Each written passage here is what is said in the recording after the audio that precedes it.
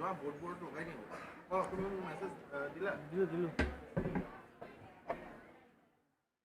Camera আৰু এটা সঞ্জনা দিব কলি অ'কে হেৰি বাকী মই খালি বৰ বেছি সময় দিব নোৱাৰিম চাগে মই দেখুৱাই দিব পাৰিম আৰু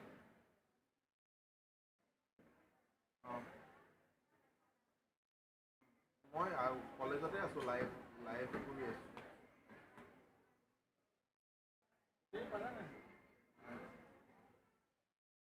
এইখিনি টাইম নষ্ট কৰাতকৈ সেইবোৰ চোৱা মই দি দিলোঁ অকল সেইটো ইউটিউবত অন কৰি দিলে অঁ বাছ পেনড্ৰাইভত দিলে বেছি ভাল হয় ডাইৰেক্ট পেনড্ৰাইভ ইউজ কৰি দিলে লাইভহে হয় লাইভ আৰু পেনড্ৰাইভত দিব পাৰি নেকি লিংকটো কেনেকৈ দিম এক্সত লৈ লোৱা না তাত নহ'লেও তেনেকৈ কেনেকৈ লৈ লোৱা মই এতিয়া দেখিছে মোৰ অৱস্থা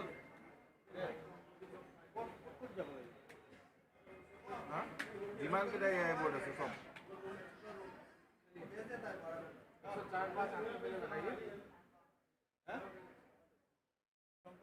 কোনোবা এজন লাগিব নেকি এওঁতো গম পায়ে নহয় গোটেইখিনি কোম্পত লাগি আছে নাই গোটেইকেইটাতে দিয়া যিমান এ আই বৰ্ড লাগি আছে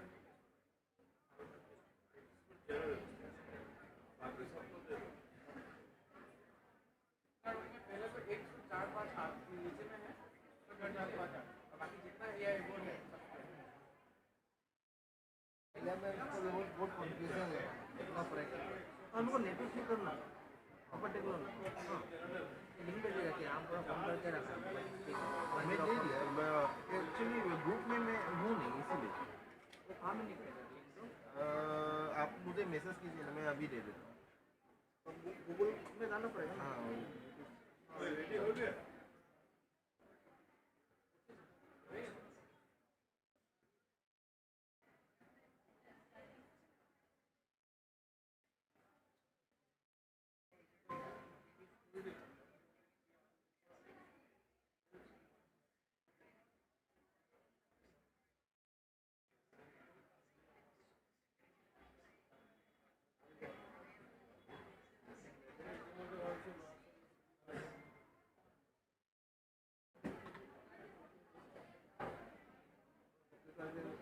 यूट्यूब खोलना पड़ेगा यूट्यूब से दिखाना है ना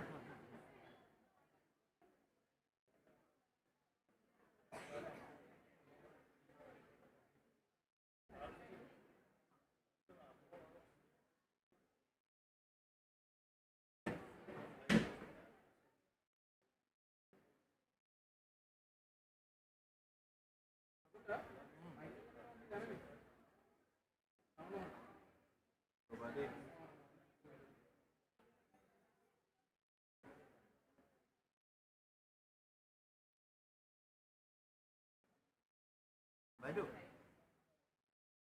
হেল্ল' অঁ আপুনি মোক মেছেজ কৰক না মই গ্ৰুপত নাই যে মই সেইকাৰণে দিব পৰা নাই গ্ৰুপক মই মোক মেছেজ কৰকচোন মই এতিয়াই দি দিছোঁ দিয়া দিয়া যিমান গ্ৰুপ আছে চবতে 20% দি দিছোঁ দিয়া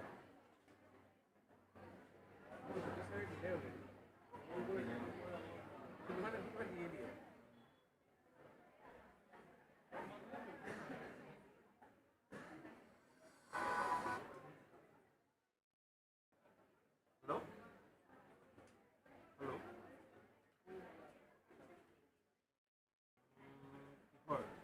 নাই পোৱা সেইটো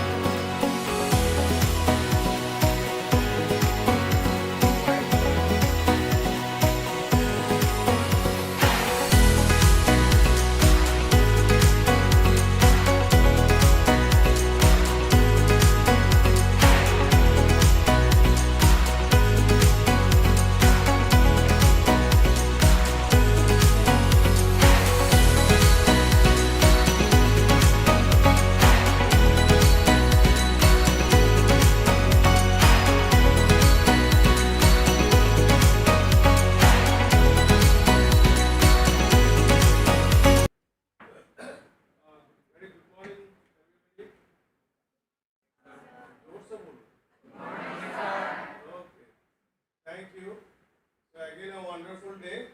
We are starting.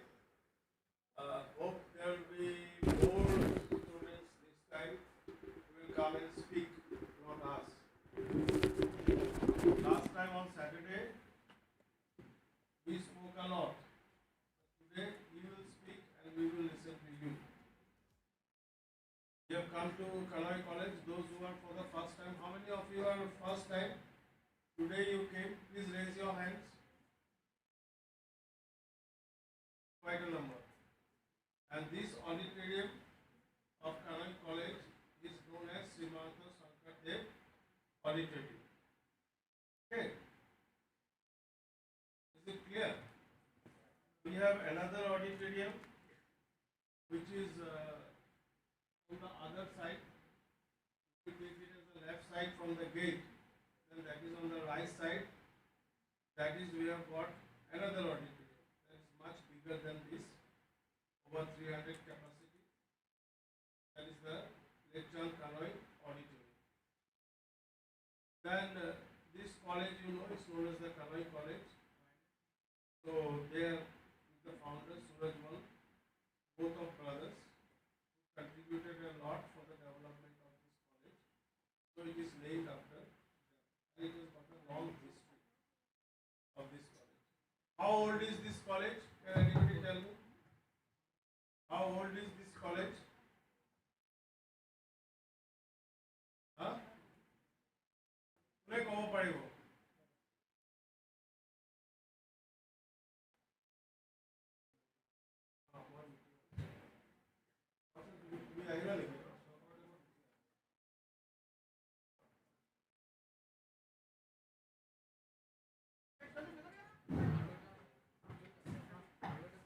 So কোনে ক'ব পাৰিব কিমান পুৰণা কলেজ এখন? Yes, this is 80 plus college, 1945. And Dibrugarh University, you know, you heard the name of Dibrugarh University, is took his birth from this college. So this is the college who has given birth to Commerce College, MDKG College, Dibrugarh University, Law College. So many colleges have come out after this college.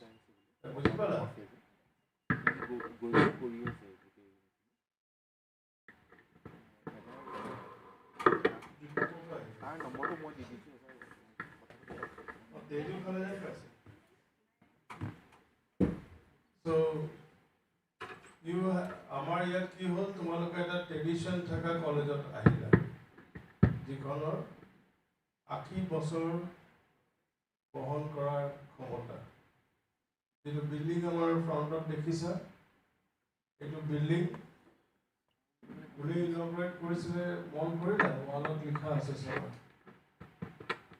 এইটো তেতিয়াৰ দিনৰ vice president of India doctor Rajendra Prasad why he is famous কিয় কাৰণে তো তেখেতে ইয়াত আহিলে vice president of India এইটো ইনগ্ৰেট কৰিছে আকৌ ইফালে চালে দেখিবা আৰু এটা ওয়ালত আমাৰ এডুকেশ্যন মিনিষ্টাৰৰ কথা লিখা আছে তেতিয়াৰ দিনত তেখেতসকলে আহি এইটো ইনগ্ৰেট কৰিছিল তো তুমি এটা এনেকুৱা কলেজত আহিছা যাৰ বহুত পুৰণা এটা ট্ৰেডিশন আছে আৰু হয়তো বহুতৰ মাক দেউতা তোমালোকৰ ইয়াত পঢ়ি যোৱা তেখেতসকলে এই কলেজখনৰ পৰা পঢ়ি গৈছিল তেনেকুৱা এটা তোমালোকে পাবা এটা আমাৰ কলেজত কি ফেচিলিটিজ আছে যিসকলে লাষ্ট ক্লাছত আছিলে তেখেতসকলে জানে এতিয়া তোমালোকেও গম পাবা যে আমাৰ ইয়াত অডিটোৰিয়াম আছে এনেকা দুটা আৰু এটা অডিটোৰিয়াম বেক সাইডে আৰম্ভ হৈ আছে এটো হ'ব হয়তো তোমালোক থাকতেই হ'ব তাৰ পাছত তোমাৰ ক্লাছৰুম বিলাক আছে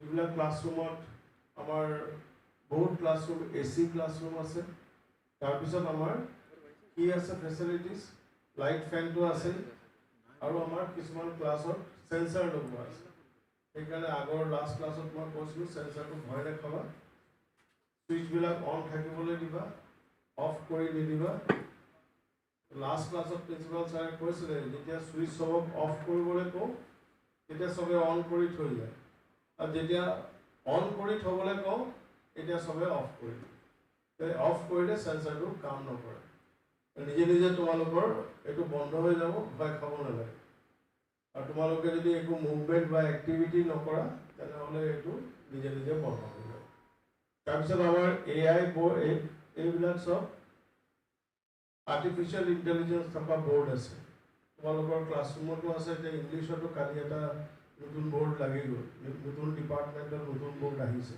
আগৰ আছিলে এতিয়া যেহেতু ডিপাৰ্টমেণ্ট অফ ইংলিছ নতুন জেগাত শিফ্ট কৰিলে নতুন ৰুম তাৰ কাৰণে কালি এটা নতুন বোৰ্ড তাত ইনষ্টল কৰা হ'ল এটা ৱাইফাই বা ইণ্টাৰনেট গ'লেই তোমালোকে তাত ক্লাছ কৰিব পাৰিব সেই সুবিধাটো আমাৰ ইয়াত আছে তাৰপিছত তোমালোকৰ লাইব্ৰেৰী আছে ফেচিলিটিজ তোমালোকে লাইব্ৰেৰী যাব পাৰা লাইব্ৰেৰী গৈ তোমালোকে নিজে তাত কিতাপ চাব পাৰা তাতো AC ৰুমছ আছে য'ত তোমালোকে বহি খুব ভালকৈ আৰামত তোমালোকে কিতাপ পত্ৰ চাব পাৰিবা এইখিনি গ'ল তাৰপিছত স্পৰ্টছ ফেচিলিটিৰ কাৰণে কওঁ আমাৰ ইয়াত ওপৰত এইটো ৰুমৰ ওপৰতে জিম আছে so you can join gym this is some 300 or 200 rupees they charge আৰু যিটো ফ্ৰী জিম এইটো অপেন জিম আছে কেণ্টিনৰ ওচৰত তাত তোমালোকে গ'লে খাবও পাৰিবা আকৌ জিম কৰিব পাৰিবা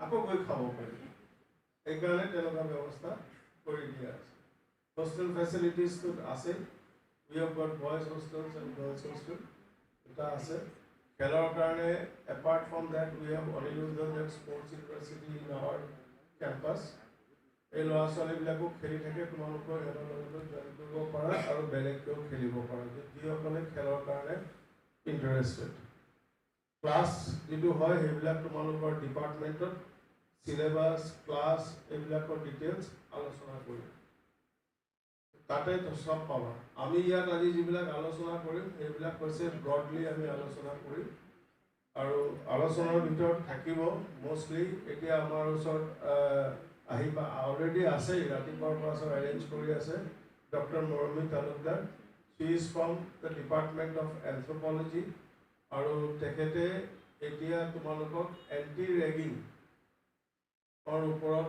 কথাখিনি ক'ব ৰেগিং যে কেনেকুৱা কি হয় কি নহয় আমি কৰিব লাগে নে নেলাগে বা তোমালোকে সেইটো ইনভলভ হ'ব লাগে নে তোমালোকে কি কৰিব লাগিব সেইখিনি বাইদেৱে তোমালোকক ক'ব তাৰপিছত মোৰ ইয়াত আছে আকৌ তৃষ্ণা বাইদেউ আছে ইয়াত ডক্টৰ তৃষ্ণা দ্বাৰা from the department of please introduce Trishna দ্বাৰা আছে ফ্ৰম দ্য ডিপাৰ্টমেণ্ট অফ ইংলিছৰ ষ্টুডেণ্টছখিনি পাবাই বাইদেউ আৰু বাইদেউ মানে আমাৰ লগত স্পেচিয়েলিষ্ট কালচাৰ এণ্ড স্পৰ্টছ বৰ্ডৰ লগত জড়িত হৈ আছে তো বাইদেউ তোমালোকক অলপ ইন জেনেৰেল কিছু কথা ক'ব তাৰপিছত আমাৰ অদিতি মেডাম আছে ইয়াত অদিতি প্লিজ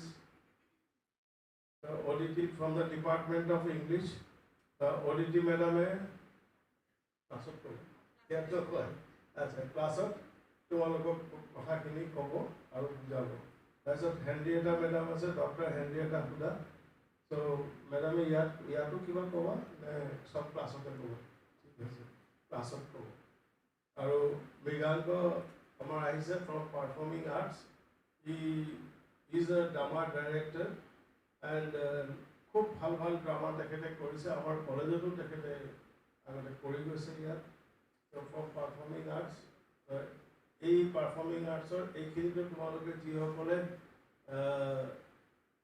ড্ৰামাৰ ভাল পোৱা তেনেকুৱা ধৰণৰ যদি পাৰফৰ্মিং আৰ্টছৰ কোনোবা এটা বিষয়ত তোমালোকে ইণ্টাৰেষ্টেড হোৱা তেনেহ'লে তৃষ্ণা বাইদেউক লগ ধৰিব পাৰিবা আৰু লগতে ছাৰকো লগ ধৰিব পাৰিবা আৰু এটা টিম বনোৱা হ'ব আজি আমাৰ এইফালে JK বৈষ্ণৱী আছে from the department of sociology আৰু মেডাম হোষ্টেলৰ চাৰ্জত আছে ছুপাৰিণ্টেণ্ডেণ্ট চ' মেডামে আজি ক'ব especially on dowry. So, dowry system or report, তেখেতসকলৰ এটা ষ্টাডিও আছে ডিপাৰ্টমেণ্টে কৰিছিলে আৰু তেখেতক দায়িত্ব দিয়া হৈছে যে এইবিলাক মেৰেজ যিবিলাক আমাৰ সমাজত আছে সেইখিনি আমি কেনেকৈ দূৰ কৰিব পাৰিম আৰু তোমালোকৰ সহযোগিতা কেনেকুৱা লাগিব এইবিলাক ডিটেইলছ বাইদেৱে ক'ব। তো মই এতিয়া মৰমী বাইদেউক ৰিকুৱেষ্ট কৰিম যে তেখেতৰ প্ৰেজেণ্টেশ্যন যিটো তেখেতে তৈয়াৰ কৰি আনিছে তাৰ সেইটো লৈ তোমালোকক দেখুৱাব আৰু ষ্ট্ৰীমিং হ'ব। আৰু আমাৰ যিটো আজি তোমালোকে ইয়াত বহি আছা এইটো আমাৰ গোটেই কলেজত ষ্ট্ৰীমিং হৈ আছে, লাইভ হৈ আছে, ইউটিউব লাইভ হৈ আছে আৰু ইউটিউবত আছে। এতিয়া তোমালোকে কি কৰি আছা কি কৰা নাই তোমাৰ মা দেউতা হয়তো তাৰ পৰা চাব পাৰিব। Thank you. নমস্কাৰ। তোমালোকে কি ক'ব লাগে? নমস্কাৰ ক'লে প্ৰতি নমস্কাৰ, হয় ন? চ' মই বিচাৰোঁ আমাৰ কলেজৰ ল'ৰা ছোৱালী খুব ভোকেল হ'ল। কথা এটাৰ মানে কিবা এটা কথা ক'লে নুবুজিলে শুদ্ধ। তেওঁলোকে মই যিহেতু এণ্টি ৰেগিঙৰ ওপৰত ক'ব বিচাৰিছোঁ, আই এম ডক্টৰ মৰমী তালুকদাৰ। ছাৰে অলৰেডি ক'লে I am from anthropology department, associate professor as well as chairpersons of anti-ragging committee. Okay, আমাৰ কলেজত anti-raggingৰ কি কি ফেচিলিটিজ আছে সেইখিনি মই ডিছকাছ কৰিম। তোমালোকে ৰেগিং বুলিলে মনত কি ধাৰণা আহে বাৰু? তোমালোকৰ ৰেগিং বুলি ক'লে চবেই জানে, কি ধাৰণা আহে? What is ragging? Anybody? শুনা নাই জানো ৰেগিঙৰ কথা? শুনিছা ন? সাধাৰণতে কি হয়, আমাৰ অসমত বৰ এটা ৰেগিং নহয় বুলিয়ে ক'ব পাৰোঁ। সৰু সুৰাকৈ চেগা চুৰুকাকৈ ক'ৰবাত হ'ব পাৰে, কিন্তু ডাঙৰ ডাঙৰ ঘটনাও এটা দুটা হৈছে। তোমালোকে শুনিছা নিশ্চয়। মানে তোমালোকৰ মনৰ ধাৰণাটো কি এজনে কোৱাচোন? আচ্ছা, যদি নোকোৱা ময়ে ক'ব লাগিব ন? তাৰমানে মোকেই ক'বলৈ কৈছা আজি ন? আজি চান্সটো পাইছোঁ, কৈ লওঁ। So, welcome to DHSK College. Welcome to ragging-free campus of DHSK College. Okay? So, almost our college of ragging নাই বুলি ক'ব পাৰোঁ। ragging নাই, কেতিয়াবা চিনাকি পৰ্ব হয়, senior junior চিনাকি হয়। That is not ragging actually, but ragging কি কি সামৰি লয়? ragging অকল মাৰধৰকে সামৰি নলয় কিন্তু। So we will discuss about that. And তোমালোকে হয়তো জানা what is ragging, but knowledge is supreme. যিমানে জানো আমি আৰু জানা দৰকাৰ। লগতে we should be aware of that. Okay? So that is why this is the presentation here. So our DHSK campus culture is built on mutual respect. What type of respect? Respect treating every student, junior or senior, as an equal peer. That means all of we are equal. Equal, that means all of we are student. Dignity. So second one is upholding the personal honor of every individual. So everyone has honor. That means সকলোৰে সন্মান আত্মসন্মান থাকে, সেইটো যাতে কেতিয়াও আঘাত নহয় সেই চেষ্টা আমি কৰিব লাগে।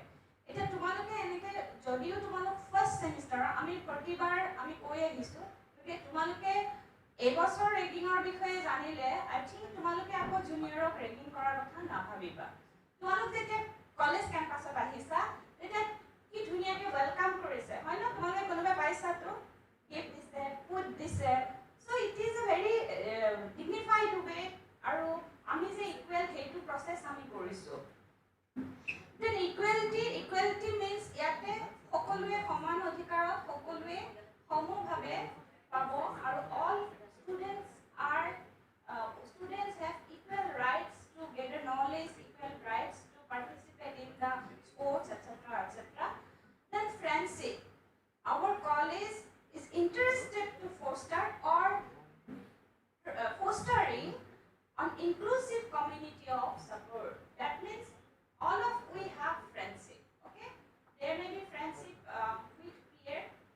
There may be friendship with the senior also. That friendship it doesn't mean that আমি একেবাৰে তই মইকে ক'ব লাগিব, but if you have good habit, if you have good relationship, here we are trying to maintain them. Okay, so a safe campus is the responsibility of every student and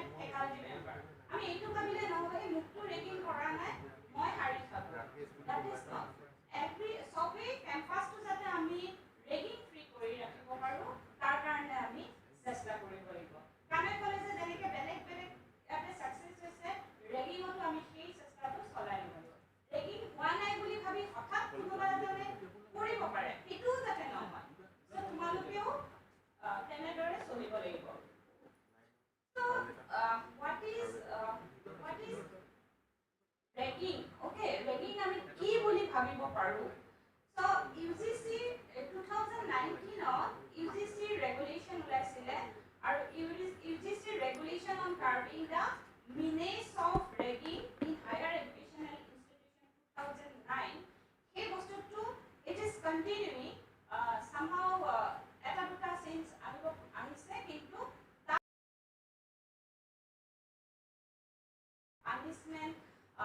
পানিশমেন্টৰ কথা কোৱা হৈছে এই গোটেইখিনি কিন্তু চলি আছে so raggingক আমি যদি চাওঁ তাতে আমি চাইছো there are three circles uniting all of the three so এই তিনটাৰ ভিতৰ গোটেইকেইটা ragging mean কৰে harm causing physical or psychological injury teasing and rudeness so not only the physical injury is ragging but কোনোবাই যদি কাৰোবাক psychologically disturb কৰি আছে বিভিন্ন ধৰণে disturb কৰিব পাৰে সেই disturber point বিলাকত আহি okay তেতিয়া that is also ragging okay so another one is fear creating embarrassment humiliations or forcing students against their will কিবা এটা কৰিব মন নাই জোৰ জবৰদস্তি নাচিব কৈছে জোৰ জবৰদস্তি কোনোবাই নোৱাৰে মানে কান্দি কৈছে এনে মিউচুৱেল আন্ডাৰষ্টেণ্ডিংটো বেলেগ কথা কিন্তু জোৰ জবৰদস্তি ভয় যদি আহি যায় তেতিয়া হলে সেইটো ৰেগিঙত পৰিব then power demonstrating authority or superiority over another student so কোনোবা তহত জুনিয়ৰ হয় যা জুতা চেলে যা বাথৰুম সাফা কৰ এনেকুৱা ধৰণৰ কথাবিলাক কি হয় যে পাৱাৰত আহি যায় কোনোবাই যদি আন্ডাৰষ্টেণ্ডিংত কৰি দিছে that is different but if it means fear to you that is ragging so the spectrum of ragging offenses you see from the blue side psychological or verbal teasing and rudeness violation of decency and morals physical or psychological humiliation then coming to the সৰুসুৰাকে একেটা হ'ল তাৰ পিছত আহিলে physical or coercive wrongful restraint and confinement suppose কৰবাত তোমাৰ যাবলৈ মন নাই কিন্তু তোমাক জোৰ কৰি ধৰি ৰাখিছে যে যাব থাকিবই লাগিব এই কাম কৰিবলৈ নিদিও এনেকুৱা ধৰণৰ হ'ব wrongful restraint and confinement use of criminal force or assault so অপৰাধমূলক কিবা যদি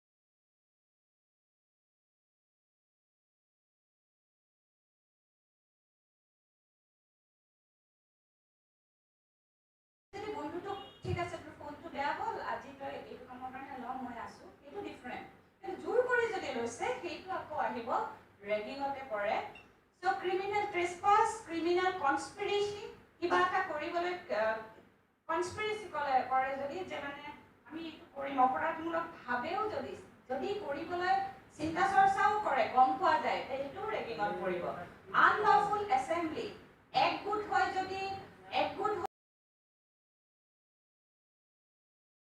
ফুলকাত থাকিব নোৱাৰে কিন্তু তথাপি একগোট হৈ কাৰোবাক হেৰাস কৰি আছে সেইটো ৰেগিঙত পৰে so any attempt of these 3 points to commit or abet these offenses is treated with equal severity that means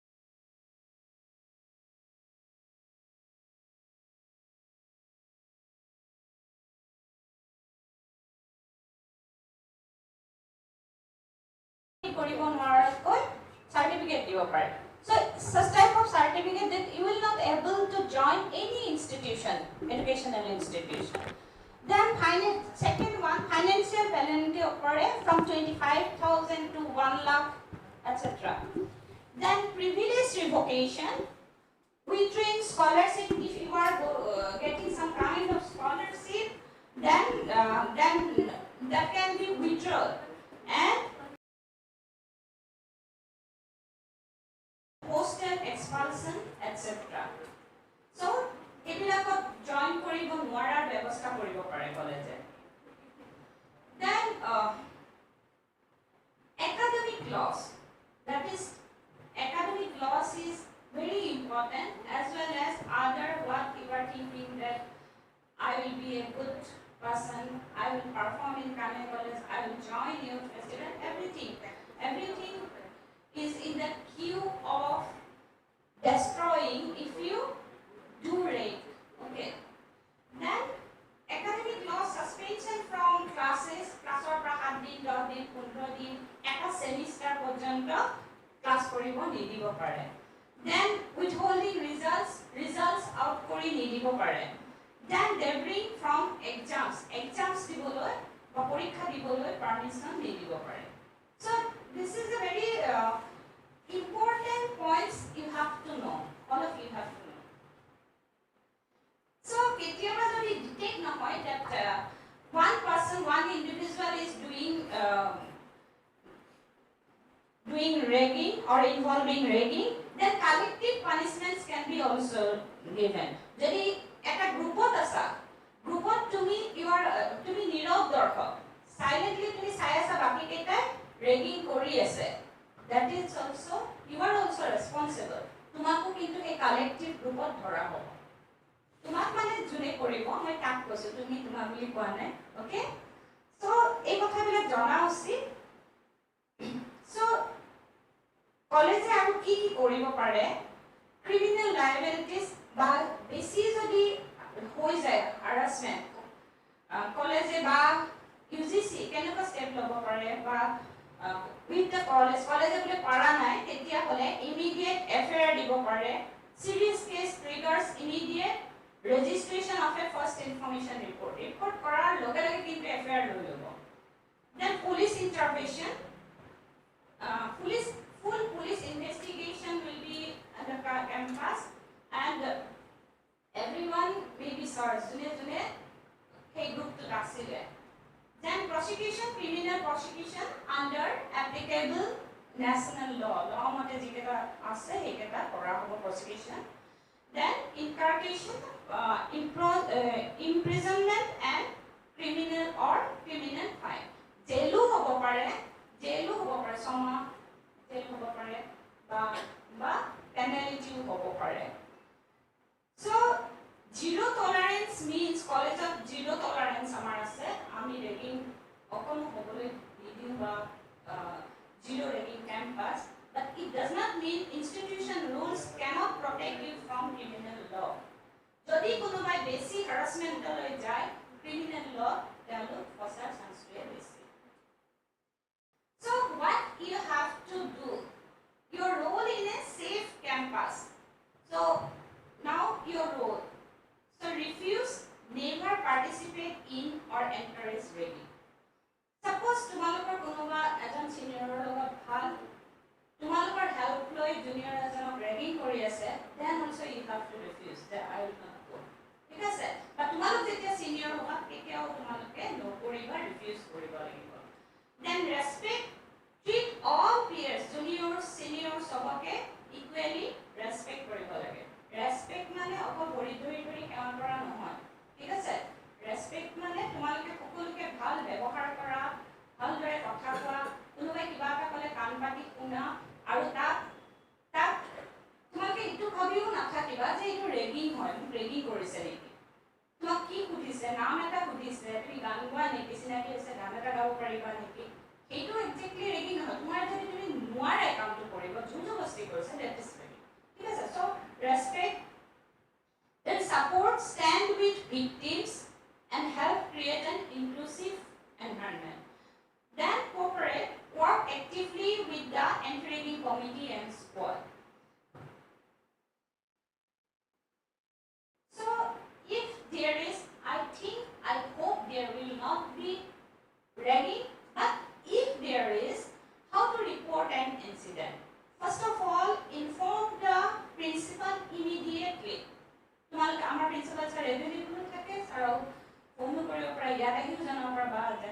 মোক ছাৰক লগালগ জনাব লাগিব অৰ যদি ছাৰক নোপোৱা হোষ্টেলত যদি থাকা হোষ্টেল অথৰিটি আমাৰ গাৰ্লছ হোষ্টেলৰ আছে সুপাৰভাইজাৰ ইয়াতে বৈষ্ণৱী হোষ্টেল অথৰিটিক জনাব লাগিব দেন লেভেলটোত কি কৰিব পাৰা তোমালোকে campus committee anti ragging committee or anti ragging squad তেওঁলোকৰ নাম ফোন নম্বৰ কেনেকৈ পাবা মই কৈ আছোঁ চ' থাৰ্ড যদি এইবিলাক নহয় this is ultimatum okay I don't encourage to go to this point, okay? Because তোমালোকো কানয়ান হয় কানয়ানৰ গুৰুত্ব কি থাকিব যে আমি কানয় কলেজৰ সন্মান অটুট ৰাখো আমি কোনো বেয়া কথা কেম্পাছৰ বাহিৰতো যাবলৈ নিদিওঁ তো সেইকাৰণে আমি কি কৰা উচিত প্ৰথমতে এই ষ্টেপ কেইটা চাব লাগে যদি কিবা কাৰণে নহয় বা কিবা ভয়ানক কিবা হয় then lodge a formal complaint through the National Anti-Ragging Portal, dial the Central Anti-Ragging Helpline. কিন্তু এটা কথা মই এইখিনিতে কৈ থওঁ এই দুটা লাষ্ট অপশ্যন আৰু কোনোবাই যদি এনেই ভুলতে বোলে নহয় মই ধেমালি কৰি চাওঁ এইটোও কিন্তু কেতিয়াবা ট্ৰাই কৰিব পাৰে ধেমালি কৰি চাই দিয়াটো যুগুত নহয় ঠিক আছে ইফ ট্ৰু চেন্স এইবিলাক একো হোৱা নাই তেতিয়া হয় ঠিক আছে এইটো মানে ধেমালিৰ বস্তু নহয় অ'কে এনেকুৱা নহয় লগ ক্লাছমেটে ধেমালি কৰিলে এইটো কিন্তু কিবা এটা ক'লে হা সেইটো কিন্তু বহুত প্ৰব্লেমেটিক হয় দুইজনৰ কাৰণে চিৰ জীৱনৰ কাৰণে এটা প্ৰব্লেম হৈ যায় ঠিক আছে So reporting is not just a right, it is a duty to protect your peers. So there is a mandatory commitment that in compliance with UGC directive and honorable Supreme Court orders, every student and parent must register a formal anti-ragging undertaking. তোমালোকে কৰিছানে কৰিছা ন কিমান জনে কৰিছা হাত দাঙাচোন এডমিশনৰ সময়ত okay so হা কৰিছে কিছুমানে কৰা নাই honestly হাত দঙা নাই তেওঁলোকৰ কাৰণে মই কৈ আছোঁ every students and parents must register formal anti-ragging undertaking এবাৰ আমি এডমিশনৰ সময়ত এটা দি দিছিলোঁ গতিকে বহুতখিনিয়ে কৰিছে আৰু তোমালোকে যে কৰিছা এইটো ৰিপৰ্টটো ৰাখিছা তোমালোকে নিজৰ এইটো ৰাখিছা নাই ৰিপৰ্টৰ ৰেফাৰেন্স নাম্বাৰটো অনলাইন কোৰ্টে ৰেফাৰেন্স নাম্বাৰটো ৰাখিছা নাই So must be completed online via Central UGC Anti-Ragging Portal. Kunme korisa. A reference number or copy of the affidavit is strictly required at the time of admission. It is new asile. Okay. So moi bhabu bote korisa. Ene dhorone ulaisile hoy na eneke duta ulaisile online affidavit or UGC regulation guidelines.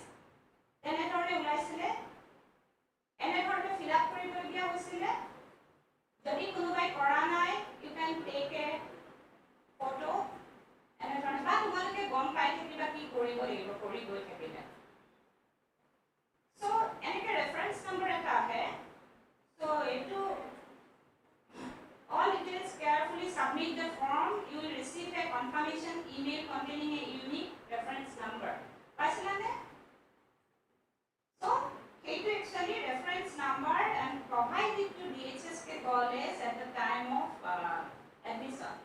Jodi diya nai tumalok kiba ব্যবস্থা কৰি দিম তাতে তোমালোকে তোমালোকৰ নাম থাম reference number টো দি দিবা ঠিক আছে এটো আমি কম so আৰু আমাৰ Kanoi College so you go to our website then you will find the student corner in the corner side okay student corner and then you will find the slot anti-ragging okay there is anti-ragging registration form okay there also you can register that will be easy or you can go further what is anti-ragging what is UGC's guidelines everything is there posters are also there everything is there you go through okay so this is knowledge if you are not prone to ragging if you are not doing ragging, then also you have to know. Maybe you will be UGC officer, maybe you will be a professor, teacher, then also you have to know. So you go to that side. So ragging is not tradition, it is a crime. Respect, dignity, equality, friendship, commit to a safe, inclusive future at DHSK College. So তোমালোকে বুজি পালা ভয় খাবলগীয়া একো নাই ঠিক আছে senior বিলাকো ভাল আৰু সিনিয়ৰ বিলাকেও এটা আন্ডাৰষ্টেণ্ডিং মতে কথা বাৰ্তা হয় আৰু কিবা যদি তোমালোকৰ অশান্তি হয় তেতিয়াহ'লে ভাবো যে তোমালোকে আহি ক'বা লগে ক'বা যে লগে নকলে তেতিয়া মানে বস্তুটো ফাৰ্ডাৰ কৰি থাকে মই ভাবো আমি আমাৰ সবৰে এটা মিউচুৱেল আন্ডাৰষ্টেণ্ডিং থাকে আমি সকলোৱে মিউচুৱেল আন্ডাৰষ্টেণ্ডিঙত চলি থাকো গতিকে সেইখিনি আন্ডাৰষ্টেণ্ডিঙত তোমালোকে কলেজত চলিবা তোমালোকে আৰু মেডামো আছে হোষ্টেলত আমাৰ টিচাৰ আছে কিবা যদি অসুবিধা হয় অসুবিধাটো ফাৰ্ষ্ট জনাবা that may not be ragging also তোমালোকৰ ভুল ধাৰণাও হ'ব পাৰে আৰু কিবা অসুবিধা হ'ব পাৰে অসুবিধাটো জনোৱা উচিত ঠিক আছে আৰু মই বিচাৰো তোমালোকে যদি কোৱা এবাৰ so ragging is a crime এটুকে কোৱা ragging is a crime ragging is a crime we will follow respect dignity equality friendship commit to a safe inclusive future of DHSK College fraternity as well as DHSK College autonomous campus. Thank you very much. এটা কথা বুঝো ভয় খাইছা নেকি okay so তোমালোকে এতিয়া জানা কথাখিনি ভয় খাবলগীয়া একো নাই সবকে আমাৰ কলেজলৈ একদম ধুনীয়া এটা ওয়েলকাম দিছো আৰু এটা ইম্পৰ্টেন্ট ইনফৰমেশন আছিল যে আমি 12 আগষ্টৰ পৰা 17 আগষ্টৰ ভিতৰত এন্টি ৰিডিং উইক পাতো প্ৰতিবাৰে পাতো হয় পোষ্টাৰ কম্পিটিশন নহয় art competition poster competition slogan competition এনেকুৱা competition বিলাক পাতো আমি কিন্তু যোৱাবাৰ অনলাইন পাতিছিলো তোমালোকে যত LMS তোমালোকে অ্যাটেন্ডেন্স দিবা তাতে আমি দিছিলো এবাৰ আমি কেনেকৈ দিম সেইটো আমি ডিসাইড কৰিম আৰু কি পাতিম maybe essay competition or something like that তো সেইটো তোমালোকে ওয়েবসাইটতো চেক কৰি থাকিবা ঠিক আছে আৰু তোমালোকে জয়েন কৰিবা বুলি মই আশা ৰাখিলো থ্যাংক ইউ ভেৰি মাচ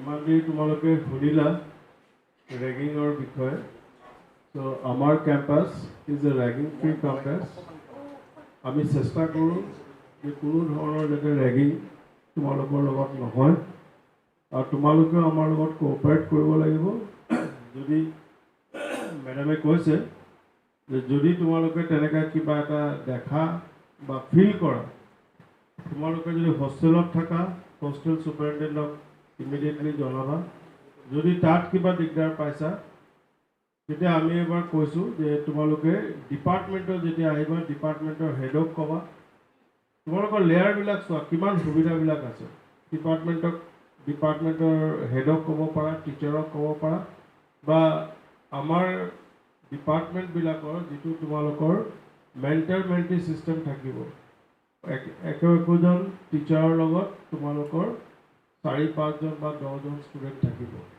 তেখেতৰ লগত তুমি কথাটো পাতিব পাৰা আৰু প্ৰিন্সিপাল ছাৰকটো কণ্টেক্ট কৰিব পাৰা মোক কৰিব পাৰা আৰু মই চিনাকি কৰাই দিওঁ আমাৰ জেপি ছাৰ আহিছে ইয়াত জেপি ছাৰ বহুত কিটা দায়িত্বত আছে ছাৰ ছেক্ৰেটাৰী একাডেমিক কাউন্সিলৰ আছে ছাৰ আছে তোমাৰ আমাৰ হোষ্টেলৰ সিনিয়ৰ সুপাৰিনটেণ্ডেণ্ট বয়জ হোষ্টেল আৰু বহুতখিনি আৰু বহুত কিটা কমিটিত আছে যিবিলাক তোমালোকৰ লগত ইমান এটা জড়িত নহয় যদিও এইকাৰণে কোৱা নাই এডমিশ্যনৰ চাৰ্জতো আছে চ' এইকাৰণে ছাৰক য'তেই পাবা ছাৰকো ক'ব পাৰা প্ৰিন্সিপাল ছাৰ মই জেপি ছাৰ আমি 5:30 বজাৰ পৰা কেম্পাছত থাকোঁ 5:30 মৰ্ণিং চ' যিসকল হোষ্টেলত থাকা বা বয়জ হোষ্টেল গাৰ্লছ হোষ্টেল বা এনেও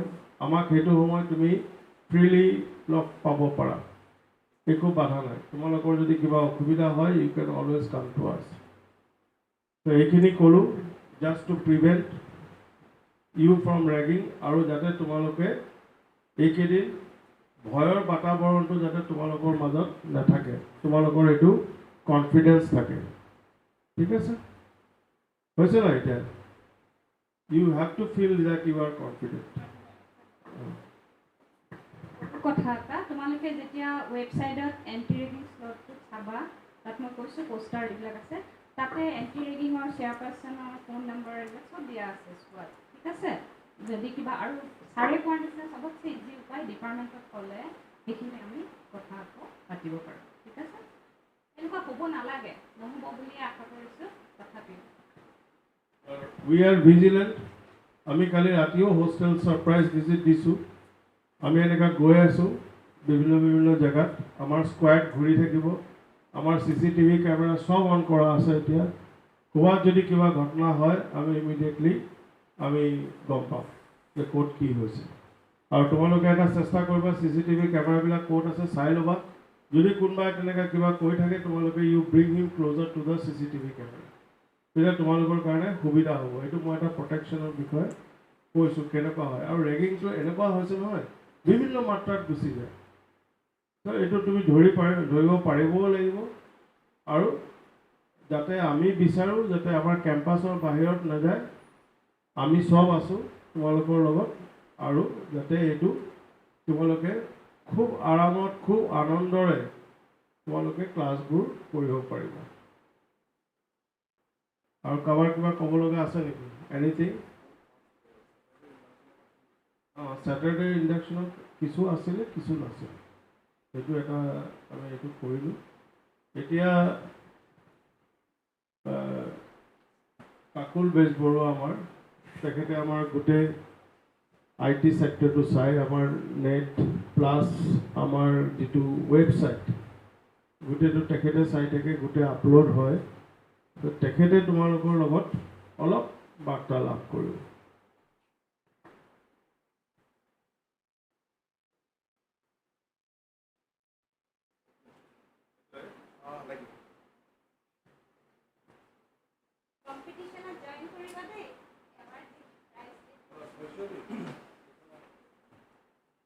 Hello everyone. Hello everyone.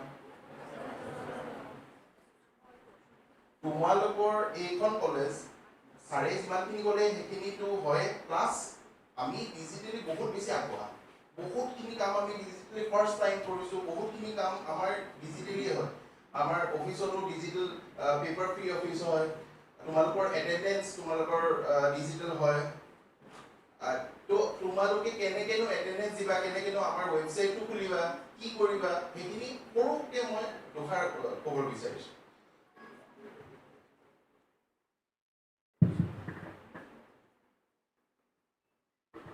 তোমালোকৰ যিটো আমাৰ মেইন ৱেবছাইট যিটো সেইটো তোমালোকে জনা দৰকাৰ একদম জনা দৰকাৰ কাৰণ প্ৰত্যেক দিনাখন ৰাতি তোমালোকে এবাৰ হ'লেও ৱেবছাইটটো চাবা ঠিক আছে ৱেবছাইটটোৰ নামটো কি DHSK.org ঠিক আছে সেইটো ৱেবছাইট খুলিব পাৰা নহ'লে তোমালোকৰ এডমিশ্যনৰ সময়ত আমি এটা কিউআৰ দিছিলোঁ পাইছিলা কিছুমানে পাইছা কিছুমানে এইটো এডমিশ্যন লৈ লগে গুচি গৈছে তোমালোকে একদম সেই ৱেবছাইট সেই এপ্লিকেশ্যনটো ডাউনলোড কৰি ল'বা এপল আইফোনবোৰত নোৱাৰিবা তেওঁলোকে app.dhsk.org খুলি ল'ব পাৰা যিটো আমাৰ চাইল্ড ৱেবছাইট হয় যিটো ৱেবছাইটত আমাৰ ষ্টুডেণ্টৰ কাৰণে যিমান ইম্পৰ্টেণ্ট বস্তু আছে তাৰ ভিতৰত আমি দি দিছোঁ সব যিমানখিনি লিংক আছে সব ষ্টুডেণ্টৰ কাৰণে গোটেই লিংকখিনি আমাৰ ইয়াত আছে ইয়াত আমাৰ মেইন ৱেবছাইটৰ লিংক আছে LMSৰ লিংক আছে তোমালোকে এটেণ্ডেঞ্চ দিবৰ কাৰণে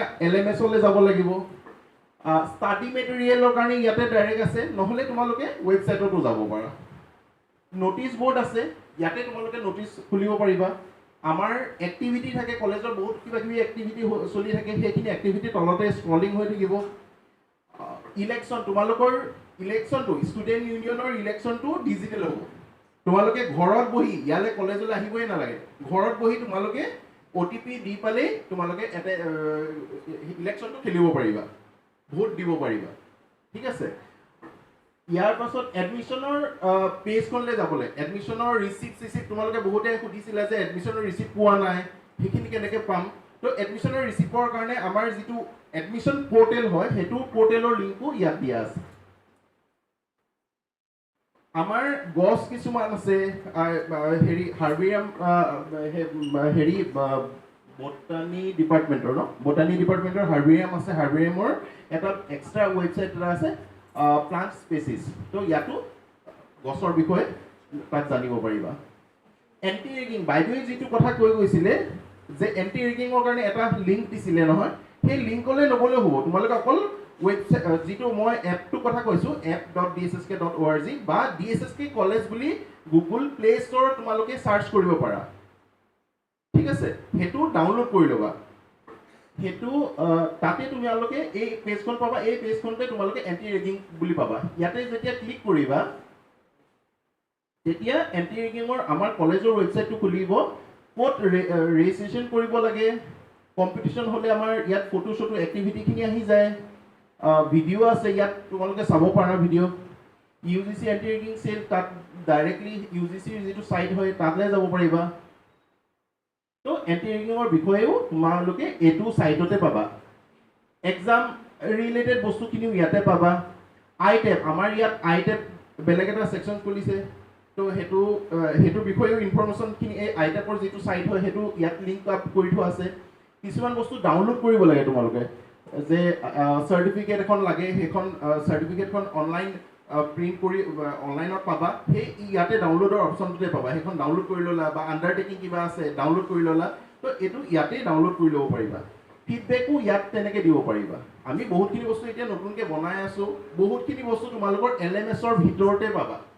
এতিয়া প্ৰিন্সিপাল ছাৰে নতুন এটা হেৰি কৰি আছে, হোষ্টেলত যিসকল থাকিবা, তো হোষ্টেলৰ আনকি গেট পাছো অনলাইন কৰিব লাগিব, LMSৰ জৰিয়তে কৰিব লাগিব।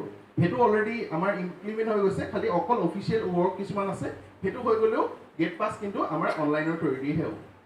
ঠিক আছে, তোমালোকে মেইনলি এইটো ৱেবছাইটটো চাবা। ঠিক আছে, এতিয়া কথাটো আহিলে আমি LMSত এটেণ্ডেঞ্চ দিম যে তাৰ ইউজাৰ ID পাছৱৰ্ড লাগিব তোমালোকৰ, হয়নে? তোমালোকে জানানে ইউজাৰ ID পাছৱৰ্ড নিজৰ? কোনে কোনে জানা হাত দাঙা? যিকেইজনে ক্লাছ কৰি আছা, ৰাইট? আচ্ছা, তোমালোকে এডমিশ্যন ৰিচিপ্টটো ক'ৰ পৰা ডাউনলোড কৰিবা? সেইটো কৈছিলোঁ, এডমিশ্যন পৰ্টেলৰ পৰা, এইটোৰ পৰা। ইয়াত ক্লিক কৰিছোঁ, এডমিশ্যন পৰ্টেল এইটো। তোমালোকৰ ইয়াৰো ইউজাৰ নেম ID, ইয়াৰ ইউজাৰ নেম আৰু পাছৱৰ্ড, আৰু আমাৰ LMSত তোমালোকে ক'ত যাবা এটেণ্ডেঞ্চৰ কাৰণে? ইয়াত, এইটো আমাৰ LMS হয়। ইয়াত তোমালোকে লগইন যেতিয়া কৰিবা, ইয়াতে ষ্টুডেণ্ট LMS পৰ্টেল আছে, দেখিছা?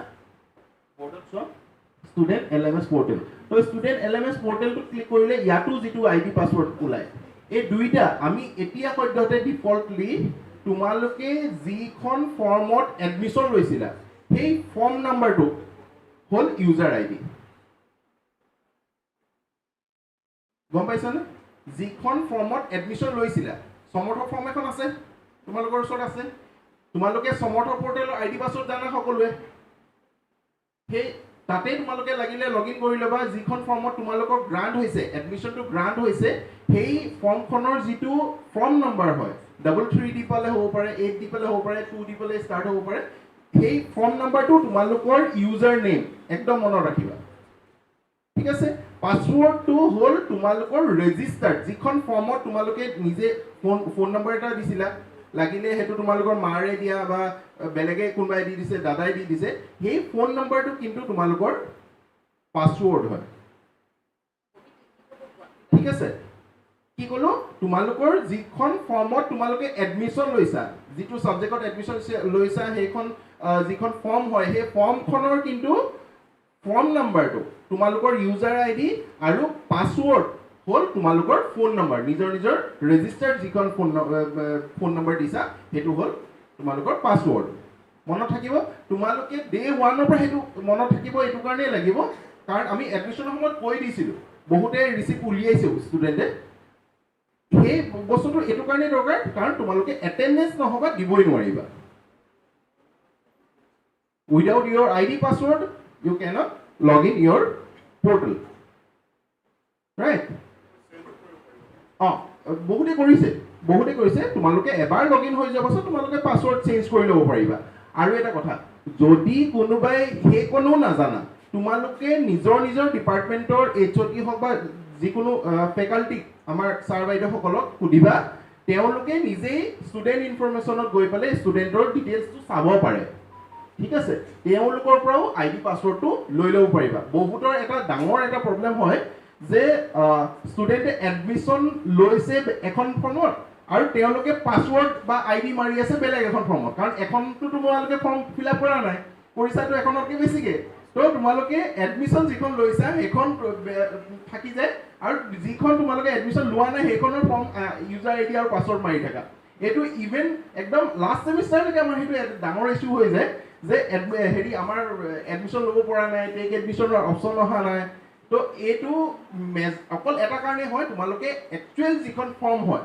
সেইখন ফৰ্মৰ ইউজাৰ আইডিটো নাজানা বা ফৰ্ম নাম্বাৰটো নাজানা বা গম নোপোৱা যে এখনত মই এডমিশন লৈছো সেইকাৰণে একেবাৰে ইম্পৰ্টেন্ট কথা তোমালোকে যিখন ফৰ্মত এডমিশন লৈছা সেইখন যদিহে গম নোপোৱা হেতু তোমালোকে সমৰ্থৰ পৰা উলিয়াই লোৱা যে মোৰ এডমিশন এইখন ফৰ্মত হৈছে ঠিক আছে তাৰ ফৰ্ম নাম্বাৰ আৰু নিজৰ ৰেজিষ্টাৰ্ড ফোন নাম্বাৰ হেইকেটা তোমালোকে উলিয়াই লৈ লোৱা আৰু আজিয়ে গৈ পেলাই তোমালোকে এই যেটো মই কৈছো dhsk.org তাতে LMS ত গলেও হ'ব বা app.dhsk.org হেতু খুলি পেলাই তোমালোকে LMS ত গলেও হ'ব বা তোমালোকে কলেজৰ DHSK কলেজ বুলি গুগল প্লে ষ্টৰত গৈ পেলাই সাৰ্চ কৰি এপ্লিকেশনটো যেতিয়া DHSK কলেজ বুলি মাৰিবা গুগলত এটো ওলাব এই আইকনটো ওলাব এটো ডাউনলোড কৰি লবা ঠিক আছে এটো ইনষ্টল কৰি লবা ইনষ্টল কৰি ইউজাৰ আইডি পাছৱৰ্ড তোমালোকে ঘৰত গৈ এবাৰ চাই কাৰণ এতিয়া ক্লাছ হোৱা নাই যেতিয়া একো প্ৰবলেম নাই যদি ক্লাছ হৈছে বা এটেন্ডেন্স কোনোবাই দিব লগা হৈছে তাৰ আইডি পাছৱৰ্ডটো হল হেতু ঠিক আছে আৰু আইডি পাছৱৰ্ড যদি নাজানা বাইদেউ সকলে ছাৰ সকলেও চাই পালে তোমালোকক দিব পাৰিব হেতু কিন্তু সকলোৱে যদি এই নাজানো মোৰ আইডি পাছৱৰ্ড দিয়ক বুলি ক'লে দিগদাৰ হ'ব ঠিক আছে তোমালোকে নিজে প্ৰথমতে কৰিবা ঠিক আছে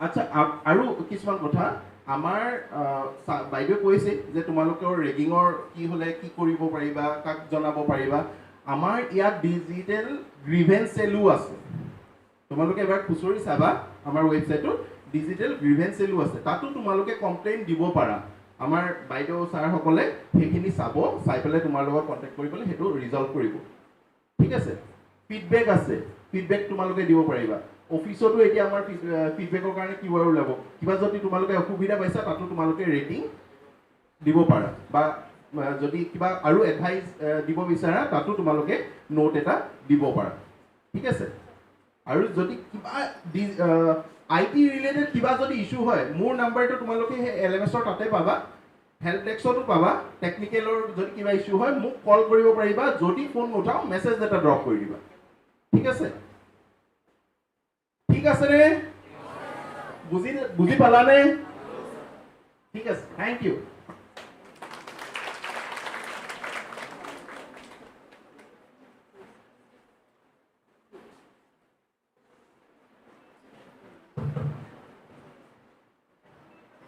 আমাৰ মাজত এতিয়া আমাৰ controller of examination doctor Mridul Sharma sir আছে ছাৰেও অলপ পিছত তোমালোকক ক'ব যদি তোমালোকৰ এই শনিবাৰ দিনা ছাৰে বহুত কথা ক'লে ইয়াৰ পাছতো যদি তোমাৰ নিজৰ চিলেবাছৰ বিষয়ে বা পৰীক্ষাৰ বিষয়ে বিশেষকৈ যদি আৰু কিছু থাকে ক'বলগীয়া বা তোমালোকে বুজিব লগা থাকে তেতিয়া ছাৰক তোমালোকে ডাউট ক্লিয়াৰ কৰি ল'ব পাৰিবা ঠিক আছে এতিয়া আমি নেক্সট ওকে আমি ডাউৰিৰ বিষয়ে এইটো আমাক সুপ্ৰিম কোৰ্টে কৈছে যে কিছুমান নতুন টপিক তোমালোক পাবা কাৰণ ডাউৰিটো আমি বৰ ফেমিলিয়াৰ নহয় কিন্তু এইটো বিষয়ে কেনেকৈ তোমালোকে প্ৰতিৰোধ গঢ়ি তুলিবা আৰু আমাৰ ডিপাৰ্টমেণ্টবিলাকৰ পৰা কেনেকুৱা ষ্টাডি এটা হ'ল সেইটো বিষয়ে কৰিশ্মা মেডামে এতিয়া তোমালোকক ক'ব আৰু বাইদেউক ভালকৈ চাই লোৱা she is the superintendent of the our girls hostel ठीक है sir and she is the head of the program of sociology over to Krishna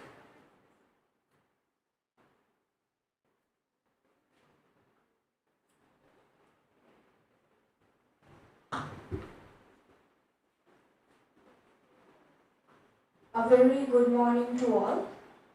Respected Vice Principal Sir, Dr. Partha Gangwali, Controller of Examination Dr. Midul Sharma, Member Secretary, Academic Council Dr. Jyoti Prahad Fugan, Chairperson, Anti-Ragging Cell Dr. Moramita Luther, and my esteemed fellow colleagues. First of all, I welcome all of our students to our prestigious institution, Dibrugarh H.S. Kanoi College, Autonomous. I hope all of you are doing good. How are you?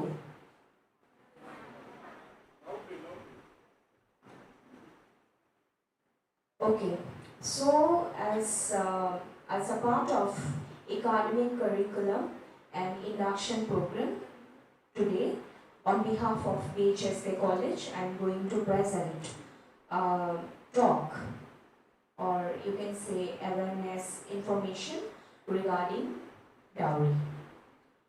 So with the powerful slogan, Dehej Hatao, Dulhan Bachao, remove dowry, save the bride, the anti-dowry movement gained momentum in 1970s. And it was led by women's rights organizations, especially the progressive organization of women and activists such as Setarani Chandra after the tragic dowry death of Tarvinder Kaur. So you can get the depth of the practice dowry. After independence, we, the Indian, were practicing dowry until date. Despite legal reforms and social campaigns, dowry continues to claim the lives of many women. Recent cases such as Srishti Kandari, Trisha Sharma, Deepika Nagar, and Ritanya remind us that this practice still exists. And there is a question: have you ever gone through these cases via social media, or are you aware of these cases? Are you aware of Trisha Sharma cases? In fact, her husband and mother-in-law was the lawyer from court, isn't he? Yes or no? So you are aware. Do you know what is dowry? Have you do you have any idea about dowry? Yes. Anyone want to speak the way you perceive dowry? Any student? मैं कोबा dowry বুলি ক'লে যৌতুক বুলি ক'লে কি বুজা ক'ব বিচাৰিবা ওকে মই কৈ দিছো the dowry system in India refers to the durable goods cash and real and movable property that the bride's family gives to the groom, his parents and his relative as a condition of the marriage. And in today's presently India, it become the worst evil practices, which is why today my objective is to partake awareness to you.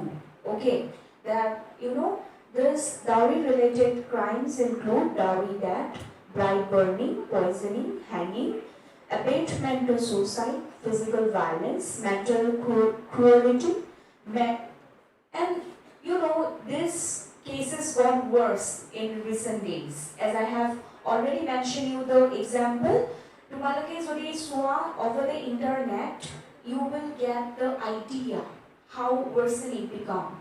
Okay. So according to National Crime Records Bureau, NCRB, India recorded 5,737 dowry deaths in 2024, which means nearly 16 women lost their lives every day. গতিকে এদিনত কেইগৰাকী মহিলাই এই যৌতুক প্ৰথাৰ কাৰণে নিজৰ প্ৰাণ হেৰুৱাব লগা হৈছে according to NCRB report কিমান 60. It's not a joke. তোমাৰ মোৰ নিচিনা ছোৱালী যেতিয়া উপযুক্ত বয়সত বিবাহ পাশত আবদ্ধ হ'ব, সেই বিবাহত যি নেকি বিবাহ পাশত আবদ্ধ হোৱা পুৰুষ আৰু মহিলা তাৰমানে আমি কি কওঁ ব্ৰাইড হয়নে অসমীয়াত কইনা তেওঁলোকৰ ঘৰৰ পৰা যিজন গ্ৰুম তেওঁ বা দৰা ঘৰৰ মানুহক আমি কি দিব লাগে amount of goods. It includes any kind of necessary items. হয়নে নহয় furniture hawk, gold hawk, হয়নে cash, car, isn't it? মই recently এটা ইন্টাৰভিউ কৰিছিলো এজন কাৰ ডিলাৰ আছিলে তেওঁলোকে যেতিয়া কাস্টমাৰ আহে তেওঁলোকে খুলে যে কাৰখন আপুনি নিজে চলাব নে ডাউৰি কাৰণে লাগে আজি তো ডাউৰি কাৰণে লাগে বুলি কয় তেতিয়া কাস্টমাৰ ডিলিং ৱেটো বেলেগ হৈ যায় বুজি পাইছানে গতিকে তোমালোকক মই এইটোৱে কৈছো যে dowry in the name of tradition, or you can say it has root in patriarchy and unequal distribution among the women and men. Distribution, when I speak about distribution, it reflects that status, power and position. That equality nai. Hoine? গতিকে সেই equality নোহোৱাৰ কাৰণে পিতৃতান্ত্ৰিক মানসিকতাৰ বাবে বা আমি যদি পৰম্পৰা দোহাই দিয়ে যৌতুক প্ৰথাৰ দৰে যদি এনেকুৱা ধৰণৰ আমি কিছুমান এভিল প্ৰেক্টিছ সমাজত চলি থাকে তেনেহ'লে সেই এভিল প্ৰেক্টিছটোৱে আমাৰ যিখন সমাজ সেই সমাজক কেনেকুৱা ধৰণৰ প্ৰভাৱ পেলাব পাৰে প্ৰথম কথা ই আমাৰ কনষ্টিটিউচনক হাৰ্ম কৰে যেটো কি ৰাইট টু লাইফ তুমি জন্ম পালা জন্ম পোৱাৰ পিছত ভাৰতীয় সংবিধানে কি কৰিছে যে ৰাইট টু লাইফ তোমাৰ জীয়াই থকাৰ অধিকাৰ হিয়া সৰ্বময় হয়নে সেকেন্ড কথাটো হ'ল যে ই আমাক এটা অৰ্থনৈতিক সংকটলৈ লৈ যাব পাৰে কোনো এটা পৰিয়াল যি নেকি আৰ্থিকভাৱে সবল নহয় জানো তাৰ পিছত ই এনেকুৱা কিছুমান ঘৰুৱা হিংসা গালিগালাজ সৃষ্টি কৰিব পাৰে যি নেকি এখন সমাজৰ কাৰণে কেতিয়াও শুদ্ধ নহয় হয়নে গতিকে আৰু বহুত কথা আছে আজি মই সময় কৈছো তোমালোকক সকলোকে অনুৰোধ কৰিম যে তোমালোকে ৰাম আহোজাৰ এখন কিতাপ আছে সেইখন হৈছে সোশ্যাল প্ৰবলেম ইন ইণ্ডিয়া বুলি সেই কিতাপখনত খুব সুন্দৰকৈ যৌতুক প্ৰথাৰ সম্পৰ্কে লিখা আছে so you can go through that book and he has also mentioned that there are some narration which is actually not truth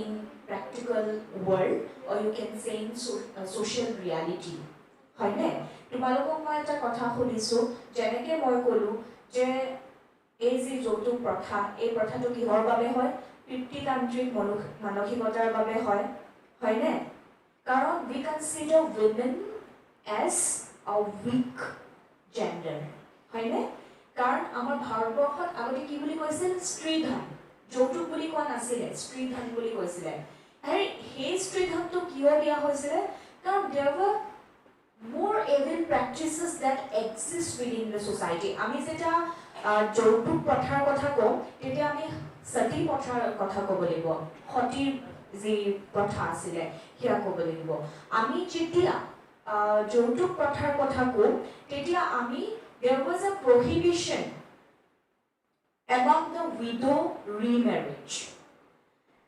যি বিবাহ পাশত আবদ্ধ হ'ল সেই বিবাহত কেনেবাকৈ যদি স্বামী তেখেতৰ পত্নীতকৈ আগে মৃত্যুবৰণ কৰে তেতিয়া কি হৈছিলে তেখেতৰ চিতাত সেই পত্নীয়ে গৈ পেলাই জাপ দিব লাগিছিল তাৰমানে after a death of a woman death of her husband a woman need to jump into the pyre of her dead husband that was also an evil and deadly practice number 1 second to hoise je after the death of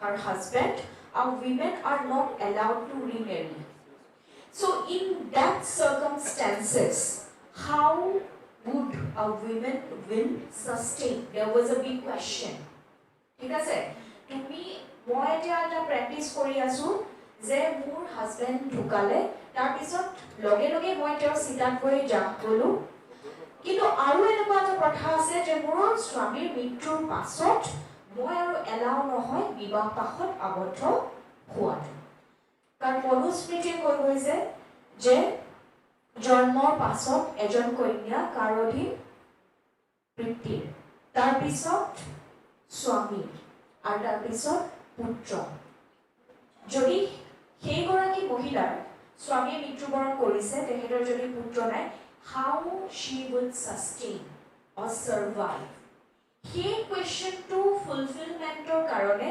গুডি and টাম্বিয়া বুলি আমাৰ সোশিয়োলজিষ্ট দুজন আছে হয়তো মই ভুল কৈ থাকিব পাৰো কিন্তু তোমালোকে ৰিচেক কৰাটো তোমাৰ দায়িত্ব আৰু আই হ্যাভ দ্যাট ডিপ ফেথ কেতিয়াও আমি সোশিয়োলজিষ্টে ভুল কথা নকওঁ তথাপিও মই অনুৰোধ কৰিম তোমালোকে ৰামাহুজাৰ কিতাপখন আৰু গুডি এণ্ড টাম্বিয়া পঢ়িবা গুডি এণ্ড টাম্বিয়া একচুৱেলি স্ত্ৰীধনৰ কথা মেনশ্যন কৰি গৈছে যে earlier phase women were not especially those Brahmin women or women from the higher caste the Dvija বুলি যাক কওঁ be it Brahmin Vaishyan Kshatriya they were not allowed to work outside their homes এটা তেওঁলোকে কি বিবাহৰ পাছত তেওঁলোকে সম্পূৰ্ণৰূপে তেওঁলোকৰ স্বামীৰ ওপৰত নিৰ্ভৰশীল হৈ পৰে গতিকে নিৰ্ভৰশীল হৈ পৰাৰ পিছত তেখেতৰ মৃত্যুৰ পিছত তেওঁলোকে এতিয়া কেনেকৈ সাৰ্ভাইভ কৰিব সেই সাৰ্ভাইভেলৰ কাৰণে এই যিটো প্ৰথা পৰম্পৰাগত যৌতুক প্ৰথাৰ প্ৰচলন চলে বুলি একাংশই ক'বলৈ খোজে একাংশই বুলি কৈছো সকলোৰে নেৰেশ্যন সেইটো নহয় ঠিক আছে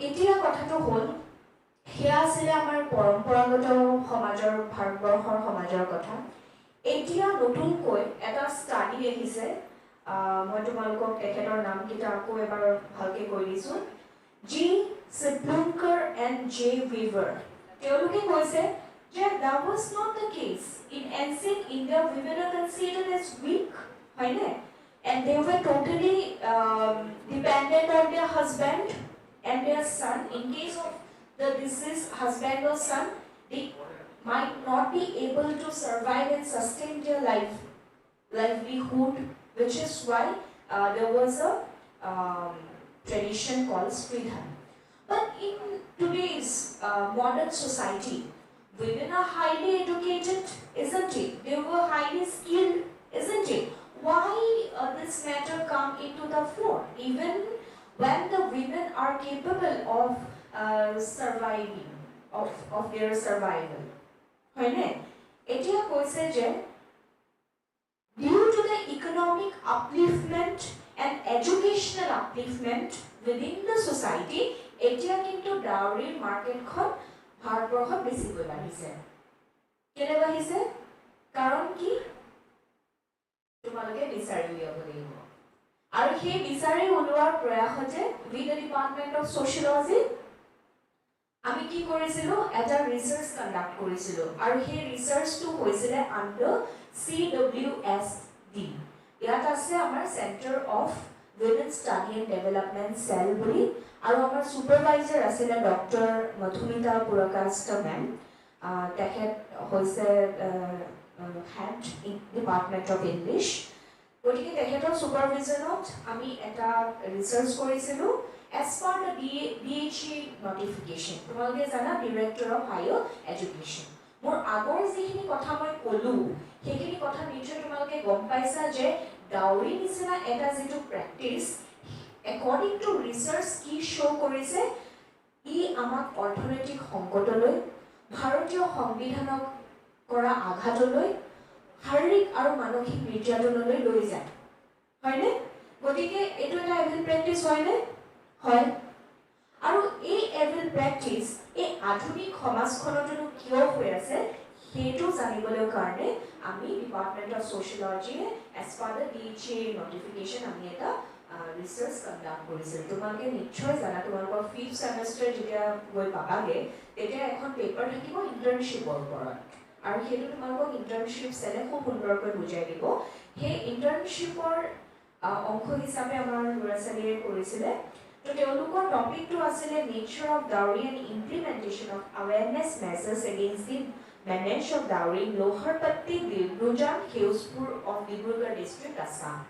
The thing is that their report says হেতৰ যেটো ৰিসাৰ্চ আছিল মই অকনমান ডিজাইনটোৰ ওপৰত ক'ব খুজিছো মেথডলজিটো আছিল কোৱালিটেটিভ ঠিক আছে মেথড তেওঁলোকৰ ডেটা কালেকচনৰ মেথডটো আছিল নন পাৰ্টিসিপেশন অবজাৰভেশন আৰু আছিল তোমাৰ ইন্টাৰভিউ গাইড ঠিক আছে আৰু তেওঁলোকৰ ডেটাটোৱে কৈছে among the lower class people they considered dowry as tradition মানে পৰম্পৰা দুহাই দিতে তেওঁলোকে কি কৰে এতিয়ালৈকে ডাউৰি প্ৰেক্টিসটো কৰিব খোজে হল হেতু এটা নেৰেটিভ সেকেন্ড নেৰেটিভ টু হল যে among the upper caste though they were highly literate and educated but they also practiced dowry because they stated that this is the social construction this is the social fact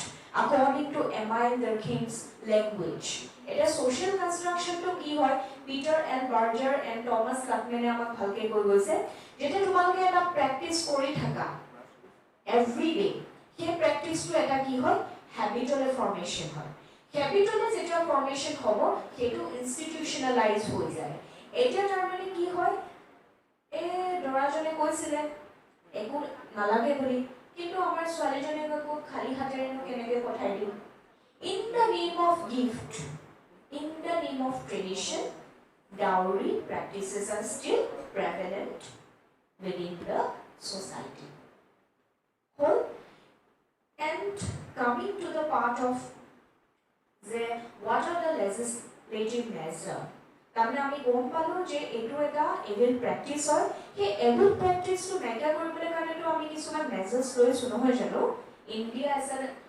democratic country হয়নে যদি ইয়াতে আমি সদায় social welfare and ওয়েলবিঙৰ কথা পাতো নুলুৱাকে থকাৰ কোনো প্ৰশ্নই নুঠে গতিকে in the year 1961 there was act come into force that is Dowry Prohibition Act এটা হিসে 1961 আর ভারতীয় ন্যায় সংহিতার মতে আর্টিকেল 85 মতে যদি কোনোবা a family or group of people are engaged in this physical and mental abuse or torture তেতিয়া হলে কিমান বছৰ জেল হ'ব পাৰে 3 বছৰ লগতে এটা ফি দিব লাগিব আৰু according to section 85 ভাৰতীয় ন্যায় সংহিতা তাতে কি কৈছে যে ডাউৰি ডেথত কি হ'ব 7 ইয়াৰ মিনিমাম জেল হ'ব পাৰে আৰু কেতিয়াবা in some certain cases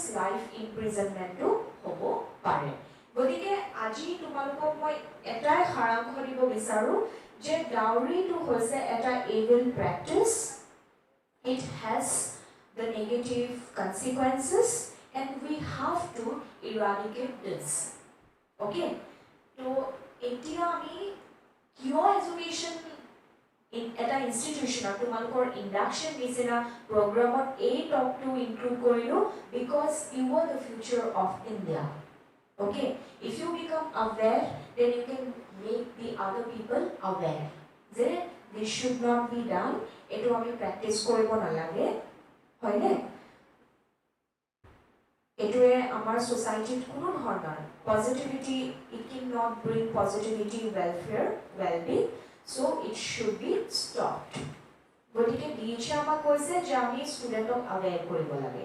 In fact, তোমালোকৰ কাৰিকুলাৰটো actually sociology is offering this.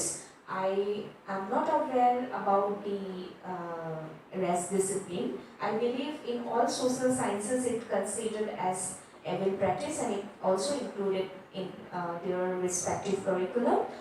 Hetu eta kotha aru tumaleke etu moi tumalok encourage koribo khujisu jeneki enekwa dhoroner able practice eta ami address korisu in future tumalokeo jate অধ্যয়ন কৰা research gap উলাতে তোমালোকেও এটা কনক্লুজনলে আহা via a very systematic and scientific research.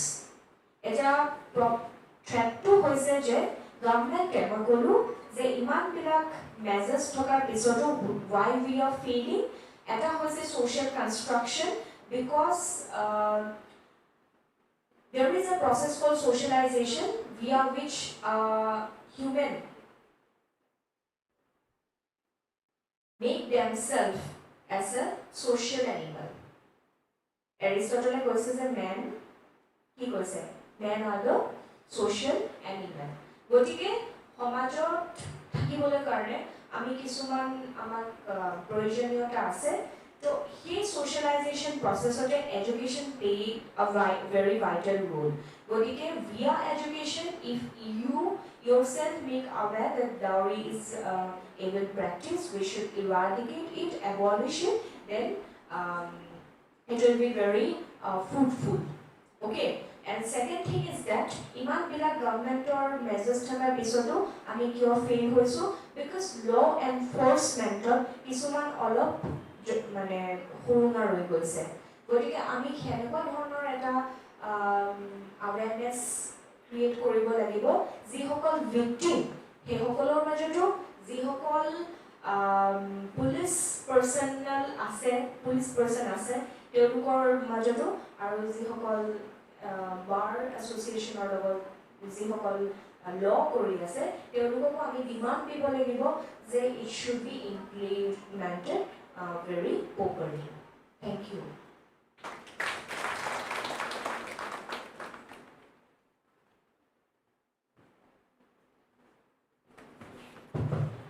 Thank you, Karisma, and for enlightening all of you. অলপ হলেও কিবা বুজিছা, শব্দটো হলেও কিবা পাইছা, আৰু ধৈৰ্য ধৰি যে পঢ়ি আছা সেই ধৈৰ্যটো বহুত দৰকাৰ। কিছুদিন পূৰ্বে মই IIT দিল্লীৰ এজন প্ৰফেচৰ লগ পাইছোঁ। তেখেতে মোক ক'লে তেখেতৰ ক্লাছত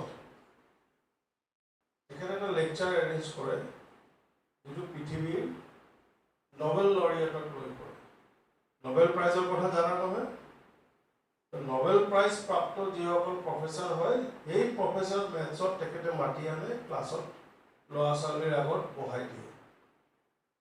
ল'ৰা ছোৱালীয়ে ৰিয়েকশ্যনটো কি হয় তেখেতে নোট কৰি থাকে। সেইটো এটা ৰিচাৰ্চ। কোনে কি বুজি পালে আৰু কোনে কিমান বাৰ বাথৰুমত গ'ল আৰু কোনে কিমান ক্লাছৰ পৰা পলাই গ'ল তেখেতে সেই পঢ়ি পঢ়ি সেইবিলাক নোট কৰে। নোট কৰাৰ পাছত তেখেতে ক'লে যে যোৱা বছৰতকৈ এইবছৰ ল'ৰা ছোৱালীৰ ধৈৰ্য কমিলে। তেখেতৰ প্ৰথম কথা তেখেতে কৈছে। দ্বিতীয় কথা হ'লে ময়ো ভালকৈ জানো যে নোবেল লৰিয়েট এজনে লেকচাৰ দিছে মেথামেটিক্সত কি দি আছে এইটো বুজি পোৱা নাই বহুতে। কিন্তু মই ভাবিছোঁ যদি 10 মিনিটৰ কাৰণে বা 10% বা 5%ও যদি কোনোবা বুজি পায় সেই ল'ৰাজনক মোক লাগে, তাকে মই ৰিচাৰ্চত ল'ম আৰু তাকে মই আগবঢ়াই লৈ যাম। তো আজিকালি আমাৰ কি হৈছে কাৰোবাৰ কথা শুনিবলৈ আমাৰ ধৈৰ্য নাই। আমি এই টপিকবিলাক দিছোঁ, আমি দিয়া নাই, গভৰ্ণমেণ্টেও দিছে। আমি এইবিলাক ডিজাইন কৰিছোঁ এইকাৰণে যে তোমালোকে অলপ কিবা বুজি পোৱা যে কি হৈছে। আজি কাকুৰ বেজবৰুৱাই যিটো ক'লে খুব দৰকাৰ। অলপ কেইদিনমান পাছতে বেছি নহয় এই 15 দিন পাছতে তোমালোকে দেখিবা যে এইখিনি কথা কিমান দৰকাৰ যেতিয়া ৱেবছাইটত তোমালোকে কামবোৰ কৰিবা এটেন্ডেন্স দিবা LMS-ত কিমান বাৰ তোমালোকে দৌৰি ফুৰিবা তাৰপিছত চাবা যে কি মানে ক্লিয়াৰ নহ'লে কথাবিলাক কি হয় সেইকাৰণে ৰিকুৱেষ্ট কৰিম যে তোমালোকে ভালদৰে এইটো কৰা যিসকলে এইটো হলৰ পৰা ওলাই গৈছে মই অলৰেডি কথা পাতিছোঁ এইটো ডিটেক্ট কৰি আছে কেমেৰাত ডিটেক্ট কৰিব এতিয়া কৰাৰ পাছত যিটো ব্যৱস্থা ল'ব লাগে আমি ল'ম এইটো বাৰে বাৰে আমি কৈছোঁ যে আমাৰ বহুত কেমেৰা লাগি আছে চবফালে কোনে ক'ত গৈছে আমি বিচাৰি উলিয়াই ল'ব পাৰিম সেইকাৰণে পলাই যাবলৈ চেষ্টা কৰাটো সহজ মোৰো বৰ লাগিব মই ওলাই গুচি যাম কিন্তু কথা হ'ল যে মই জানিব লাগিব আৰু আমাৰ কাম হ'ল তোমালোকক শিকাই পঠোৱা ইয়াৰ পৰা নহ'লে ক্লাছত গৈ বহুত ধৰণৰ প্ৰব্লেম তোমালোকে ফেচ কৰিবা আৰু কাৰণ একদম বিপৰীত চোৱা তোমালোকে হাই ছেকেণ্ডেৰী লেভেলত যিটো কৰি আহিছা আমাৰ ডিগ্ৰী লেভেলত একেবাৰে তুমি বেলেগ ধৰণৰ ছিষ্টেম পাবা সেই ছিষ্টেমবিলাকৰ লগত যদি এডজাষ্ট নোহোৱা ছিষ্টেমবিলাক বুজি নোলোৱা তেনেহ'লে দিগদাৰ হ'ব মই এতিয়া ৰিকুৱেষ্ট কৰিম আমাৰ শৰ্মা ছাৰক যদি তোমালোকৰ আৰু কিবা সুধিব লগা আছে পৰীক্ষাৰ বিষয়ে ছাৰে আৰু এবাৰ যাতে শনিবাৰে ছাৰ ক'লে আকৌ এবাৰ ছাৰে অলপ কৈ দিয়ক তোমালোকৰ ডাউটছবিলাক ক্লিয়াৰ হয় ধন্যবাদ ছাৰ মাননীয় উপাধ্যক্ষ মহোদয় একাডেমিক কাউন্সিলৰ সদস্য সচিব মহোদয় সমাজতত্ব বিভাগৰ মুৰব্বী কৰিশ্মা আৰু আমাৰ কলেজৰ IT ছেক্টৰৰ হাৰ্ট কাপুৰ আৰু তোমালোক সকলোকে মই সম্ভাষণ জনাইছোঁ শনিবাৰে কিমান আছিলা তেনেকৈ কৰিবা ঠিক আছে শনিবাৰে থকাসকলৰ কাৰণে ৰিভিজন হ'ব শনিবাৰে নথকাসকলৰ কাৰণে নতুন হ'ব তাৰ আগতে মই দুটা কথা কম এটা কৰিশ্মাৰ কথাখিনিৰ মানে ৰেফাৰেন্সত আৰু এটা আমাৰ ভাইচ প্ৰিন্সিপাল ছাৰৰ ৰেফাৰেন্সত কৰিশ্মাই যি ডাউৰীৰ কথা ক'লে ডাউৰীটো কি বলপূৰ্বক আনৰ পৰা সম্পদ আহৰণ কৰা এটা প্ৰথা মহিলাগৰাকীক তাত পণবন্দী কৰা হয় আচ্ছা মোক এটা কথা কোৱাচোন কোনোবা আত্মসন্মান থকা মানুহে আনৰ সম্পদলৈ আশা কৰেনে মই ভাবিছোঁ আমাৰ ছাত্ৰ ছাত্ৰীসকল সেই ধৰণৰ আত্মসন্মান থকা মানুহ এওঁলোকে কেৱল নিজে ডাউৰীৰ বিৰোধিতা কৰিব নিজৰ জীৱনত এইটো নহয় আনৰ ওচৰে পাজৰে থকাৰ ক্ষেত্ৰতো যদি তেনে ইচ্ছু হয় তেওঁলোকে নিশ্চয় বিৰোধিতা কৰিব বা আমাৰ যি সাধাৰণ প্ৰশাসন আছে প্ৰশাসনৰ সৈতে সেই সম্পৰ্কত যোগাযোগ কৰিব দ্বিতীয় কথাটো আমাৰ গাংগুলী ছাৰে কৈছিল এজন প্ৰফেচৰৰ কথা নোবেল লৰেটৰ কথা মোৰো মনত পৰিলে এজন নোবেল লৰেটৰ কাহিনীটো কৈছিলে আমাৰ প্ৰখ্যাত সাইণ্টিষ্ট প্ৰফেচৰ পৰমানন্দ মহন্ত ছাৰে এজন নোবেল লৰেটৰ আণ্ডাৰত PhD ৰিচাৰ্চ কৰিছিল লণ্ডনত এবাৰ জাৰ্মানীত এখন কনফাৰেন্স হৈছিল তাত তেখেতলোকে পাৰ্টিচিপেট কৰিবলৈ আহিছিল তেখেতলোকক হোষ্টেলত থাকিবলৈ দিয়া হৈছিল 4 মহলীয়া এটা হোষ্টেল আৰু এটা কথা জাৰ্মানীৰ বা ইউনাইটেড কিংডমৰ মানে ইউৰোপীয়ান দেশবিলাকৰ ঘৰৰ খিৰিকীত গ্ৰিল নাথাকে আমাৰ ইয়াত যেনেকৈ ঘৰৰ একেবাৰে সন্মুখৰ পৰা শেষলৈকে লোহাৰ গ্ৰিল থাকে চোৰৰ ভয়ত সেইবোৰ সভ্য দেশ সেইবিলাকত গ্ৰিল নাথাকে লাগে সি 4 মহলেই হওক 5 মহলেই হওক সকলোকে সেই হোষ্টেলটোত থাকিবলৈ দিছিল আৰু তাতে তেওঁলোকে দেখিছিল এজন প্ৰসিদ্ধ ব্ৰিটিছ নোবেল লৰেট ফিজিচিষ্ট এজন বৃদ্ধ প্ৰফেচৰ আমাৰ মহন্ত ছাৰ আৰু তেওঁৰ বন্ধুবৰ্গৰ সেই প্ৰফেচৰৰ লগত মানে চিনাকি হ'বলৈ মন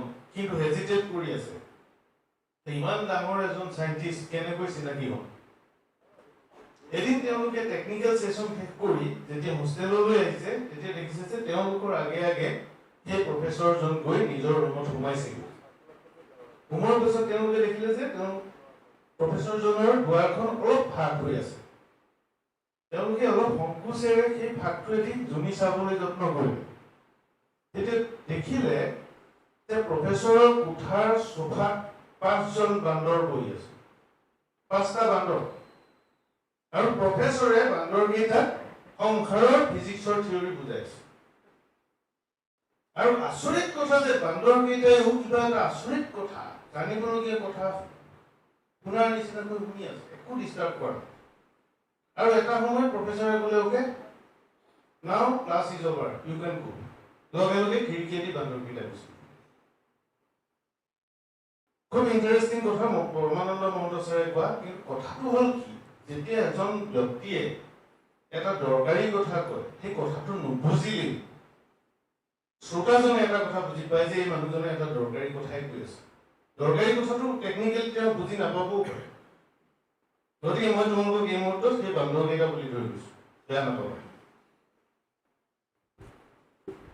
কাকুৰে ক'লে তোমালোকৰ ইউজাৰ আইডি পাছৱৰ্ডৰ কথা LMS-ৰ ক্ষেত্ৰত LMS মানে কি বাৰু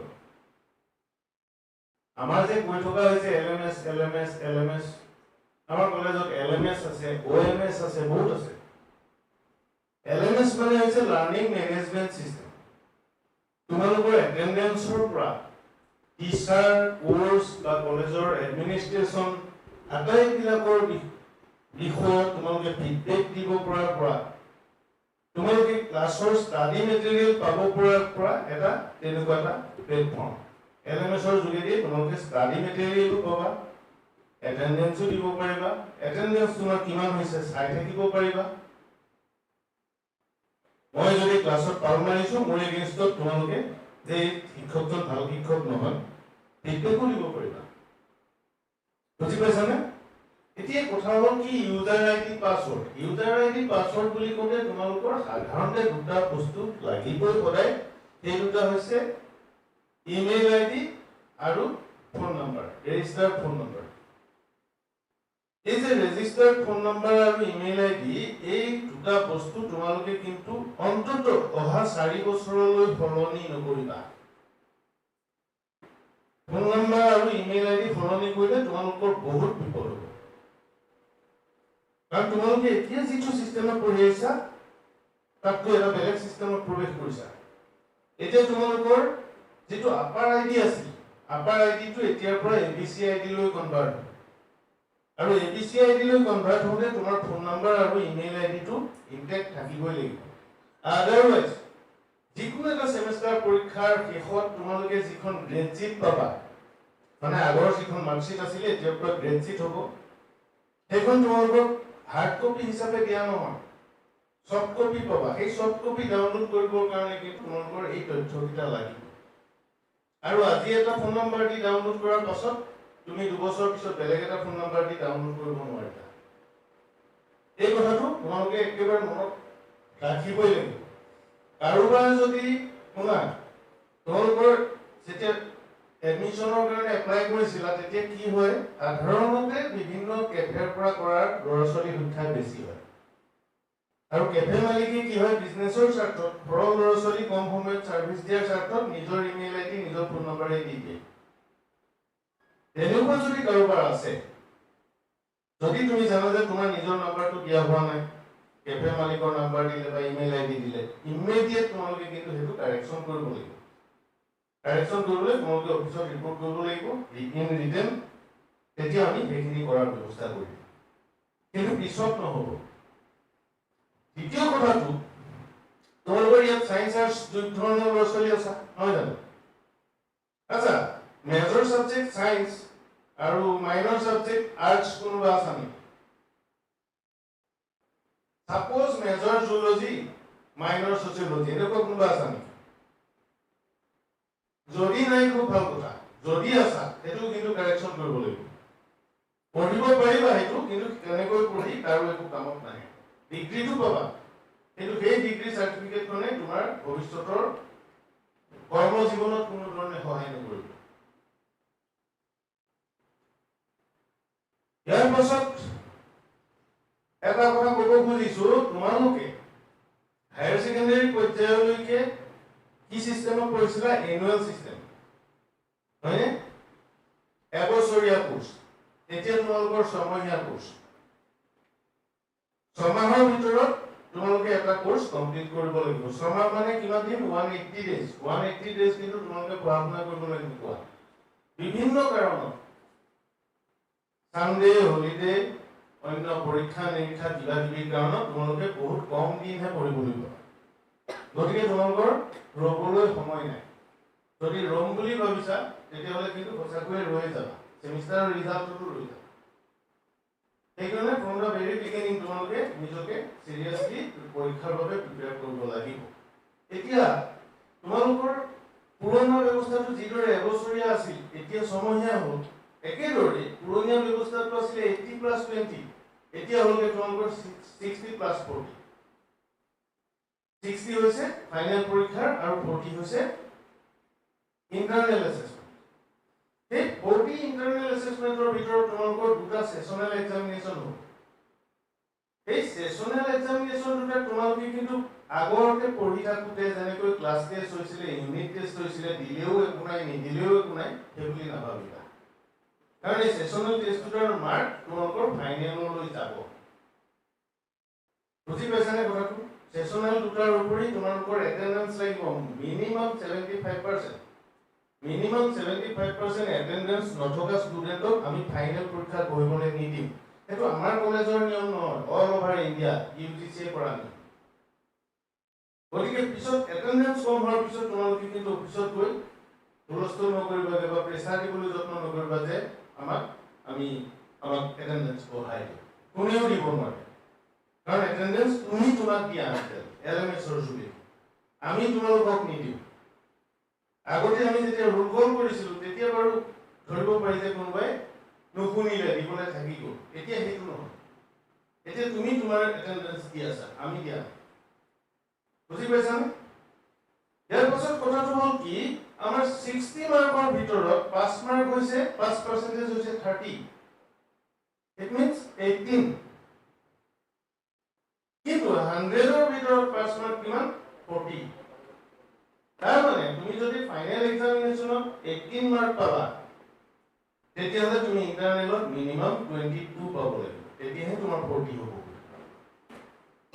এতিয়া গ্ৰেড চিটতো তোমালোকে গ্ৰেডে পাবা A B C D A plus B plus এনেকৈ তেতিয়া তুমি কেনেকৈ গম পালা তুমি কিমান মাৰ্ক পাইছা সেইকাৰণে ডিপাৰ্টমেণ্টে সেশনাল পৰীক্ষাবোৰ হৈ যোৱাৰ লগে লগে কোনটো সেশনালত কোনে কিমান পাইছে বা এজ এ হোল তোমাৰ সেমিষ্টাৰ পৰীক্ষাৰ আগে আগে ইন্টাৰনেল এসেসমেন্টৰ তুমি 40 ৰ ভিতৰত কিমান মাৰ্ক পাবা তাৰ এখন চাৰ্ট হেং কৰে প্ৰত্যেক ডিপাৰ্টমেণ্টে কৰে সদায় সেইখন চোৱাৰ দায়িত্বটো নিজৰ আৰু যদি তুমি স্যাটিসফাইড নোহোৱা তোমাৰ মাৰ্কটোক লৈ তেতিয়া কনসাৰ্ন ডিপাৰ্টমেণ্টত ছাৰ মেমক অনুৰোধ কৰাৰ দায়িত্বটো নিজৰ যে ছাৰ বা মেম মোৰ পৰীক্ষাটো ভাল হৈছিল কিন্তু মই কম নম্বৰ পাইছো আৰু এবাৰ ৰিভিউ কৰি দিব নেকি আমি যে সেই হ্যাং আপ কৰো মাৰ্কখিনি যে ডিসপ্লে কৰো সেই কাৰণেই কৰো যদি কোনোবাই সেইটো কৰা নাই তাৰ পাছত ফাইনেল ৰিজাল্ট ওলাই গ'ল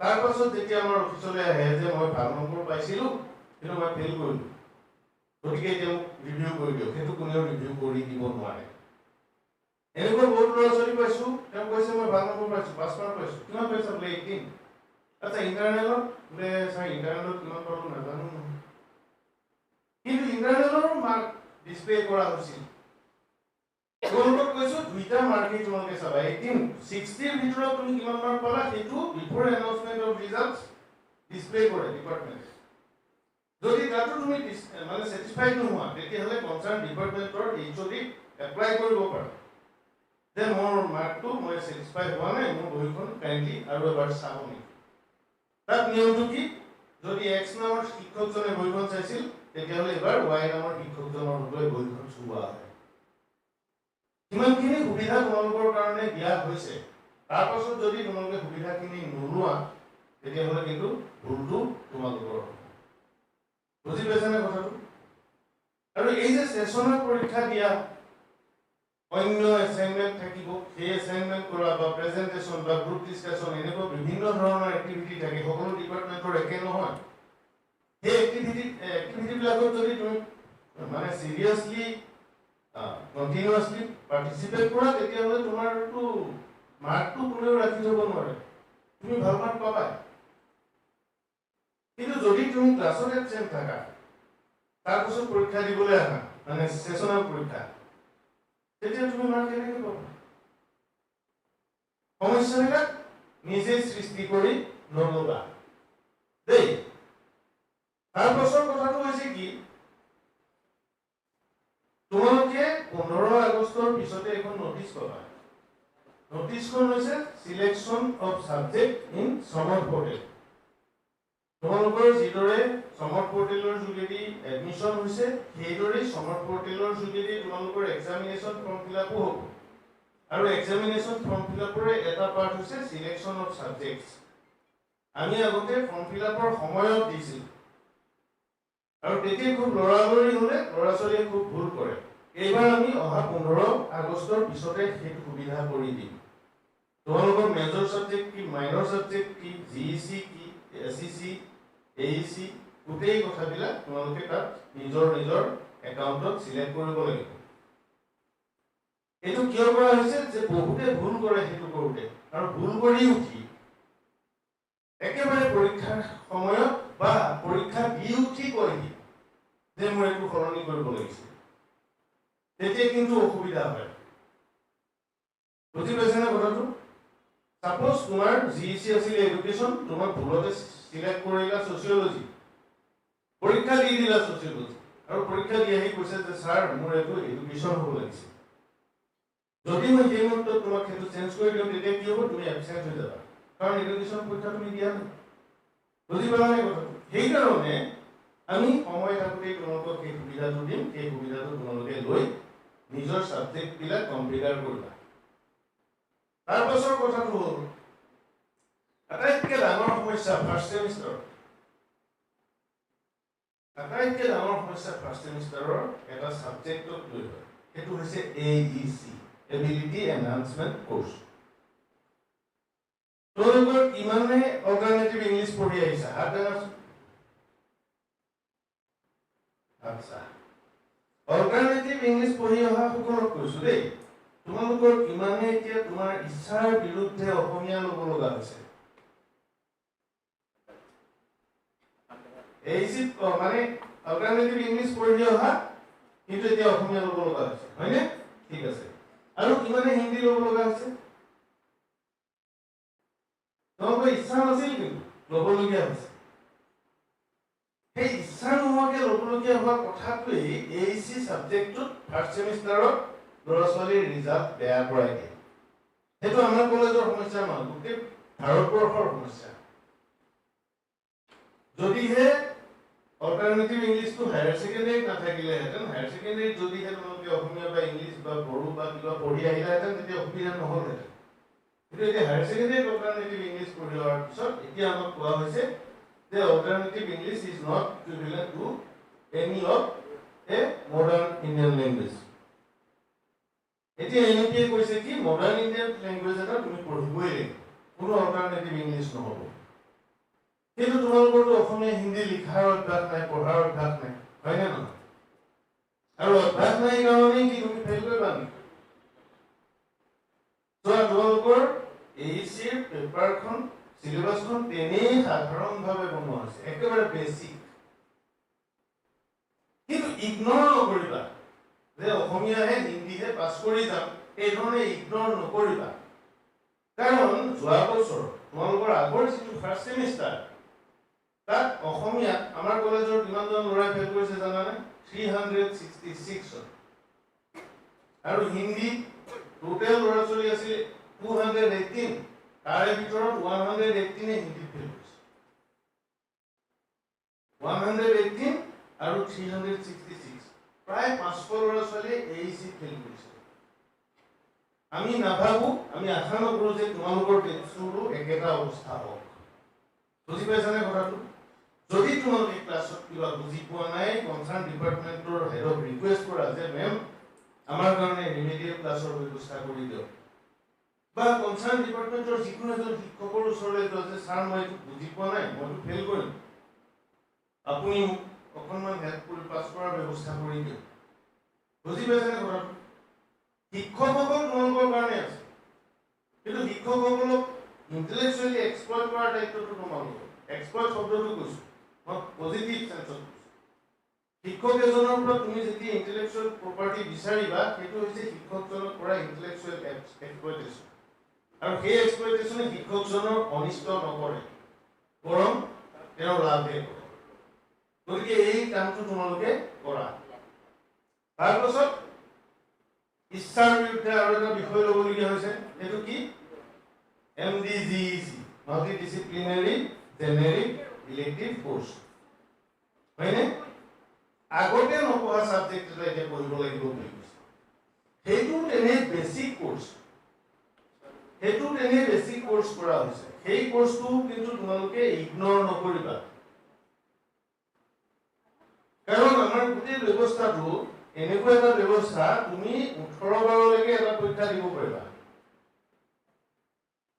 18 বাৰ এবাৰ ফাৰ্স্ট সেমত ফেল কৰিলা অহা বছৰ ফাৰ্স্ট সেমত দিব পাৰিবা কিন্তু অহা বছৰ ফাৰ্স্ট সেমৰ লগতে তুমি কি দিব লাগিব থাৰ্ড সেমত দিব লাগিব একে সময়তে হ'ব পৰীক্ষা তাতো ফেল কৰিলা তাৰ পিছৰবাৰ ফিফথ সেম হ'ব first same third same fifth same একেলগে দিব লাগিব তাতো ফেল কৰিলা তাৰ পিছত ফাৰ্স্ট থাৰ্ড ফিফথ আৰু সেভেন্থ দিলা একেদৰে সেকেন্ড ফোৰ্থ সিক্স আৰু এইট ইমান বুজালৈ পাছ কৰিব পাৰিব নোৱাৰে এইটোৱে হৈছে মুক্ত বজাৰ অৰ্থনীতি মুক্ত বজাৰ অৰ্থনীতি বুজি পালা তোমালোকক সুবিধা দিয়া হৈছে এনেকৈ দিয়া হৈছে যাতে তুমি একো সুবিধা নোপোৱা বৰং তুমি আমাক পইচা দি থাকিবা চিষ্টেমটো চলি থাকিব বাৰে বাৰে ফৰ্ম ফিল আপ কৰা পইচা দি থাকা তুমি ফেল কৰি গৈ থাকা সেইটো কৰিবা নেকি ডাঙৰকে কোৱা সেইটো কৰিবা নেকি যি উদ্দেশ্য লৈ আহিছা 3 বছৰৰ পিছত বা 4 বছৰৰ পিছত সেই উদ্দেশ্য মতে মন যাতে আগবাঢ়ি যোৱা এইখানে এই কথাখিনি কৈছো তাৰ পাছত আৰু এটা কথা হৈছে কি মাল্টিপল এন্ট্ৰি এণ্ড এক্সিট চোৱা আগৰ ব্যৱস্থাটো কি আছিলে এজন ল'ৰাই ধৰা দুটা সেমিষ্টাৰ পঢ়িলে তাৰপিছত কিবা অসুবিধা হ'ল পঢ়িব নোৱাৰা হ'ল তেওঁ গ'ল একাডেমিক লাইফ শেষ আকৌ 2 বছৰৰ পিছত যদি তেওঁ দিন ভাললৈ আহিলে আকৌ পঢ়ো বুলি ভাবিলে তেওঁ ফাৰ্স্ট সেমিষ্টাৰৰ পৰা পঢ়িব লাগিব এতিয়া ব্যৱস্থাটো কিন্তু সেইটো সুবিধাজনক কৰিছে তুমি যদি দুটা সেমিষ্টাৰ পঢ়ি ওলাই যোৱা তেতিয়া তুমি ইউনিভাৰ্চিটিৰ পৰা এখন চাৰ্টিফিকেট পাবা তেনেকে 2 বছৰ অৰ্থাৎ 4টা সেমিষ্টাৰ পঢ়ি পাছ কৰি যেতিয়া তুমি গুচি যাব খুজিবা তেতিয়া তুমি এখন ডিপ্লোমা পাবা 3টা বছৰ কমপ্লিট কৰি অৰ্থাৎ 6টা সেমিষ্টাৰ কৰি তুমি যদি গুচি যোৱা তেতিয়াহ'লে তুমি এটা ডিগ্ৰী পাবা আৰু একেবাৰে 4 বছৰ কমপ্লিট কৰি যদি যোৱা তুমি দুটা অপচনত তোমাৰ সাৰ্টিফিকেটখন হ'ব এটা হৈছে ডিগ্ৰী উইথ অনাৰ্স আৰু 2 নম্বৰ অপচনটো হৈছে degree in with honours and research সেইটো হ'ল কমপ্লিটন কিন্তু এই এবছৰতে তুমি ওলাই যাবৰ কাৰণে কিন্তু এটা সৰু কণ্ডিশ্যন আছে তুমি এবছৰত কিমান ক্ৰেডিট কমপ্লিট কৰিলা 40 ক্ৰেডিট 40 ক্ৰেডিট তুমি কমপ্লিট কৰিলা কিন্তু তুমি এক্সিট কৰিবৰ কাৰণে 44 ক্ৰেডিট লাগিব তুমি অন্য এটা প্লেটফৰ্মত বা অন্য কৰবাত ইন্টাৰ্নশিপ কৰি মুঠতে আদাৰ 4 ক্ৰেডিট তুমি কমপ্লিট কৰিহে এপ্লাই কৰিব পাৰিবা তাৰ কাৰণে আমাৰ কলেজত ইন্টাৰ্নশিপ সেল বুলি এটা সেল আছে সেই সেলৰ কোঅৰ্ডিনেটৰ মেডাম আপুনি কন্টেক্ট কৰিব পাৰা যে মোক এনেকুৱা এটা ইন্টাৰ্নশিপৰ সুবিধা কৰি দিয়ক 4 ক্ৰেডিটৰ আদাৰৱাইজ স্বয়ং মুক্স এইবিলাক ভাৰত চৰকাৰৰ কিছুমান অনলাইন প্লেটফৰ্ম আছে তাতো তেনেকুৱা নিৰ্দিষ্ট ক্ৰেডিটৰ কোৰ্স আছে সেইবোৰ কৰিব পাৰিবা তেনেকৈ কিন্তু সেই ফাৰ্স্ট ইয়াৰ এন্ডিং আৰু সেকেন্ড ইয়াৰ এন্ডিংত তোমালোকে 4 ক্ৰেডিটৰ কোৰ্স কৰিহে ওলাই যাব পাৰিবা আৰু সেই ওলাই যাওঁতে যিখন সাৰ্টিফিকেট বা ডিপ্লোমা লৈ গলা সেইখন তোমাৰ থাকিলে 2 বছৰৰ পিছত আকৌ আহি নেক্সট ফেজত এডমিশন ল'ব পাৰিবা তুমি যদি ফাৰ্স্ট ইয়াৰত এৰি থৈ গৈছিলা তেতিয়াহ'লে তুমি 2 বছৰৰ পিছত আকৌ সেকেন্ড ইয়াৰৰ অৰ্থাৎ থাৰ্ড সেমিষ্টাৰত এডমিশন ল'ব পাৰিবা যদি তুমি ফোৰ্থ সেমিষ্টাৰ এৰি থৈ গৈছিলা তেতিয়া তুমি ফিফথ সেমিষ্টাৰত এডমিশন ল'ব পাৰিবা আৰু অকল এইখন কলেজতে নহয় ভাৰতৰ যিকোনো এখন কলেজত যিকোনো ইউনিভাৰ্চিটিৰ আন্ডাৰত তুমি এডমিশনটো ল'ব পাৰিবা subject to similarity of your course your program এতিয়া এই যে এবিসিৰ কথা যে ক'লো এবিসিৰ ক্ষেত্ৰত কথাটো হ'ল কি তুমি যে আমাৰ ইয়াত 20 ক্ৰেডিট বা 40 ক্ৰেডিট বা 44 ক্ৰেডিট কমপ্লিট কৰি থৈছা আৰু তুমি এতিয়া গৈ বিহাৰৰ কলেজ এখনত এডমিশ্যন ল'বলৈ গৈছা বিহাৰৰ কলেজখনে কেনেকৈ জানিব তুমি যে 44 ক্ৰেডিট কমপ্লিট কৰি থৈছা তাৰ কাৰণেও ভাৰত চৰকাৰৰ উচ্চ শিক্ষা বিভাগে এটা ব্যৱস্থা কৰি থৈছে সেই ব্যৱস্থাটোক কোৱা হয় NAD নেশ্যনেল একাডেমিক ডিপজিটৰী সেই NADৰ এটা পাৰ্ট হৈছে ABC টো তোমালোকৰ কাৰণে সেইটো হৈছে একাডেমিক বেংক অফ ক্ৰেডিট তোমালোকে যেতিয়া পাছ কৰিবা পাছ কৰোঁতে তোমালোকৰ গ্ৰেড শ্বীটখন ডাউনলোড কৰিবৰ সময়ত তোমালোকৰ আপাৰ আইডিটো তাত লিংক কৰিবলগীয়া আপাৰ আইডিটো তাত লিংক কৰিলেহে তুমি তোমাৰ গ্ৰেড শ্বীটখন ডাউনলোড কৰিব পাৰিবা যেতিয়া তুমি তাত আপাৰ আইডিটো লিংক কৰি দিলা লগে লগে তোমাৰ আপাৰ আইডিটো ABC আইডি লৈ ৰূপান্তৰিত হ'ব আৰু তোমাৰ ABC একাডেমিক বেংক অফ ক্ৰেডিটত তোমাৰ নামত এটা একাউণ্ট খোল খালে তেনেকৈ প্ৰত্যেকটো সেমিষ্টাৰত তুমি তোমাৰ গ্ৰেড শ্বীট ডাউনলোড কৰাৰ লগে লগে তোমাৰ ক্ৰেডিট বিলাক একাডেমিক বেংক অফ ক্ৰেডিটত জমা হৈ গ'ল আৰু অকলে প্ৰয়োজনীয় এই ক্ৰেডিট কিটাৰ কথাই কোৱা নাই দেই তুমি আৰু অন্য যদি এডন কোৰ্স কৰা সেই এডন কোৰ্সৰ ক্ৰেডিট বিলাকো তাত তুমি জমা ৰাখিব পাৰা জমা ৰাখিলে ভৱিষ্যতৰ কোনোবা এখন কম ওয়েটেজ থকা পেপাৰ তুমি কমপ্লিট নকৰিলেও হ'ব এই কথাবোৰ ইমানখিনি মই এতিয়া নকওঁ লাহে লাহে গম পাই গৈ থাকিবা কিন্তু কথা হ'ল কি সেই যে ABC আইডিৰ সৈতে কিন্তু তোমাৰ আধাৰ কাৰ্ডৰ তথ্য তোমাৰ ইমেইল আইডি তোমাৰ ফোন নাম্বাৰ এইবিলাক কিন্তু একে হ'ব আমাৰ যোৱা বছৰ তোমালোকৰ আগৰ বেটছটো প্ৰায় 1250 ল'ৰা ছোৱালীৰ ভিতৰত এতিয়াও প্ৰায় 700 ল'ৰা ছোৱালীৰ সমস্যা হৈ আছে এই আধাৰৰ তথ্য আৰু আপাৰ আইডিৰ তথ্য নিমিলাৰ কাৰণে গতিকে এই কথাবিলাকো তোমালোকে ভাবি চাবা কাৰণ আপাৰ আইডি স্কুলত খুলি দিয়ে আৰু আধাৰ কাৰ্ডটো তুমি নিজে বনোৱা তেতিয়া বিভিন্ন তথ্য দিওঁতে অলপ হেৰফেৰ হয় এই এটা যদি মাজতে হৈ যায় তেতিয়াও মিছমেচ হয় বুজি পাইছানে তোমাৰ আপাৰ আইডি খুলিবৰ সময়ত মাৰ নাম্বাৰ দি খুলিছিলা পিছত তুমি তোমাৰ নম্বৰ এটা ল'লা আৰু তোমাৰ আধাৰ কাৰ্ডৰ সময়ত সেইটো নম্বৰ দি দিলা সেই কথাটোৰ কাৰণেও তোমালোকৰ গণ্ডগোল হ'ব গতিকে কাৰেকশ্যন কৰাব লাগিব কোনোবা এঠাইত ক'ত কৰাবা কাৰেকশ্যনটো সদায় আধাৰ কাৰ্ডত কৰিব লাগিব আধাৰ কাৰ্ড 3 বাৰলৈকে সলনি কৰিব পাৰি যদি এতিয়া তোমালোকৰ আপাৰ আইডিত কিবা ভুল তথ্য আছে আপাৰ আইডিৰ সেই ভুল তথ্যটোৰ নিচিনাকৈ আধাৰ কাৰ্ডখন বনাই লোৱা 4 বছৰৰ কাৰণে 4 বছৰ পিছত পুৰাই পেলাবা অন্যথা কিন্তু এই 4 বছৰ তোমালোকৰ বহুত অসুবিধা হ'ব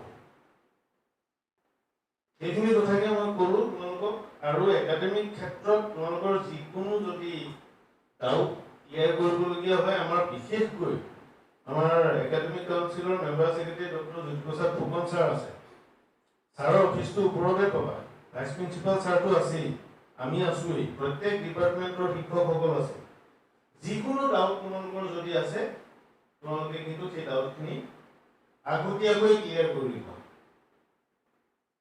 পিছত ক্লিয়াৰ কৰিবলৈ থাকিলে নহ'ব এটেন্ডেন্সটো খুব দৰকাৰী এই ষ্টেজত গতিকে এটেন্ডেন্সত মনোযোগ দিবা বুজি পাইছানে কথাটো আৰু এলএমএছটো কেনেকৈ লগইন কৰিব লাগে ৰেজিষ্টাৰ কেনেকৈ কৰিব লাগে কাপোৰ চাই তোমালোকক দেখুৱাই দিছিলে তাৰ পাছতো যদি তোমালোকৰ সমস্যা হয় ডিপাৰ্টমেন্টৰ যিকোনো এজন শিক্ষকক সুধি ল'বা আৰু যদি কিবা ব্যৱস্থাটো বোলে আৰু উন্নত কৰিব পাৰি তোমালোকে যদি ভাবা যে এলএমএছত এই বস্তুটো থাকিলে আৰু ভাল হ'ব ছাৰ সেইটোও তোমালোকে ক'বা তোমালোকৰ সেইখিনি ফিডবেকো আমাক লাগে বুজি পাইছানে কিন্তু আটাইতকৈ দৰকাৰী কথাটো মই এটাই কওঁ তোমালোক যেতিয়া কনৈ কলেজৰ পৰা ওলাই যাবা সকলোৱে সুধিব যে কি পঢ়িলা বোলে BA বা BSc ক'ত পঢ়িলা Kanoi college Kanoi college result কেনেকুৱা কৰিলা সেইটোৱে সুধিব কানৈ কলেজত তুমি গানেই গালানে সেক্ৰেটাৰীয়ে হ'লানে খেলেই খেলিলানে সেইটো কিন্তু কোনো নুসুধে সেইবোৰো দৰকাৰী কিন্তু আটাইতকৈ প্ৰথম দৰকাৰীটো হৈছে তোমাৰ পঢ়া শুনা আৰু এটা কথা কি আমি সকলো শিক্ষকৰ হৈ গৈছো দেই আমি তোমালোকৰ কাৰো নাম নুসুধো কাহানি কিন্তু এইটো কথা আমি গ্যাৰান্টি দি দিব পাৰোঁ দিন যোৱাৰ লগে লগে তোমালোকৰ কেইজনমানক আমি চিনি পোৱা হৈ যাম কেইজনমানক চিনি পোৱা হ'ম পঢ়াত ভাল বুলি কেইজনমানক চিনি পোৱা হ'ম পঢ়াত ভাল আৰু মানুহ হিচাপেও ভাল বুলি আৰু তেনেকৈ কাৰোবাক চিনি পোৱা হ'ম বদমাছ কেনেকুৱাকৈ তোমাৰ নিজৰ পৰিচয়টো গঢ়ি তুলিবা সেইটো তোমালোকৰ নিজৰ ওপৰত নিৰ্ভৰ কৰিছে শেষত আৰু এটা কথা কওঁ লাইব্ৰেৰী ভিজিট ষ্টুডেণ্ট লাইফৰ অন্যতম এটা কৰিবলগীয়া কাম আমাৰ কলেজৰ লাইব্ৰেৰীটো অসমৰ কলেজবিলাকৰ লাইব্ৰেৰীবোৰৰ ভিতৰত অন্যতম এটা চহকী লাইব্ৰেৰী গতিকে এই লাইব্ৰেৰীটোত তুমি সোমাই তোমাৰ দৰকাৰী কিতাপ পত্ৰ মানে বিচৰাটো তোমাৰ এটা দায়িত্ব লাইব্ৰেৰীটোত ডিজিটেল লাইব্ৰেৰীৰ এটা সংস্কৰণ আছে তোমালোকক এটা কাৰ্ড দিয়া হ'ব লাইব্ৰেৰীৰো এতিয়া অৰিয়েণ্টেশ্যন হ'ব তোমালোকৰ সেই কাৰ্ডটো লৈ তোমালোকে ডিজিটেল লাইব্ৰেৰী এক্সেছ কৰিব পাৰিবা আৰু আমাৰ লাইব্ৰেৰীত এটা কথা আছে এনলিষ্ট বুলি এটা ডিজিটেল প্লেটফৰ্ম আছে সেইটো হৈছে নেশ্যনেল লাইব্ৰেৰী অফ ইণ্ডিয়াই পৃথিৱীৰ ডাঙৰ বহুতো লাইব্ৰেৰীৰ লগত কৰা এটা কোলাবৰেটিভ প্লেটফৰ্ম তাত বিভিন্ন বিষয়ৰ বিভিন্ন কিতাপ মিলিয়ন কিতাপ আৰু জাৰ্নেল তোমালোকে পঢ়িব পৰাৰ সুবিধা আছে এই সুবিধাবোৰ তোমালোকৰ কাৰণে কৰিছোঁ কলেজৰ পৰা পইচা খৰচ কৰি আৰু এই পইচাখিনি কৰোঁ ওপৰৰ পৰা অহা নাই কিন্তু তোমালোকৰ পইচা খৰচ কৰি তোমালোকৰ কাৰণে সুবিধা কৰি থৈছোঁ এতিয়া সুবিধাবোৰ তোমালোকে লোৱা নে নোলোৱা সেইটো তোমালোকৰ কথা এই কলেজখন কি গ্ৰেডৰ কলেজ জানা এ গ্ৰেডৰ কলেজ গ্ৰেডটো কোনে দিয়ে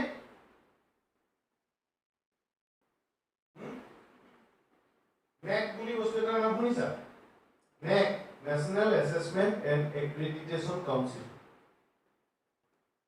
এই গ্ৰেডৰ পিছতে কলেজখন এখন অট'নমাছ কলেজ ডিব্ৰুগড় জিলাত আজিৰ তাৰিখত এইখনেই একমাত্ৰ অট'নমাছ কলেজ তোমালোকৰ দিনতে নেক এছেছমেণ্টটো হ'ব 23 হৈছিলে গতিকে 28ৰ ভিতৰত আকৌ হ'ব তোমালোক থাকোঁতেই তোমালোকৰ শৈক্ষিক সাংস্কৃতিক বা অন্যান্য দিশৰ উন্নতি হ'লেহে কলেজখনৰো উন্নতি হ'ব তেতিয়াহে কলেজখন এ গ্ৰেডত থাকিব বা এ গ্ৰেডৰ ওপৰলৈ যাব বা তোমালোকে যদি ভাবা কলেজখন বি বা চি গ্ৰেডলৈও দিব পাৰা নিজৰ কলেজখন কি গ্ৰেডলৈ নিবা সেইখিনিও তোমালোকে এৰি দিলোঁ দি মই মোৰ ক'বলগীয়াখিনি সামৰিছোঁ তোমালোকৰ কুশল কামনা কৰিছোঁ ধন্যবাদ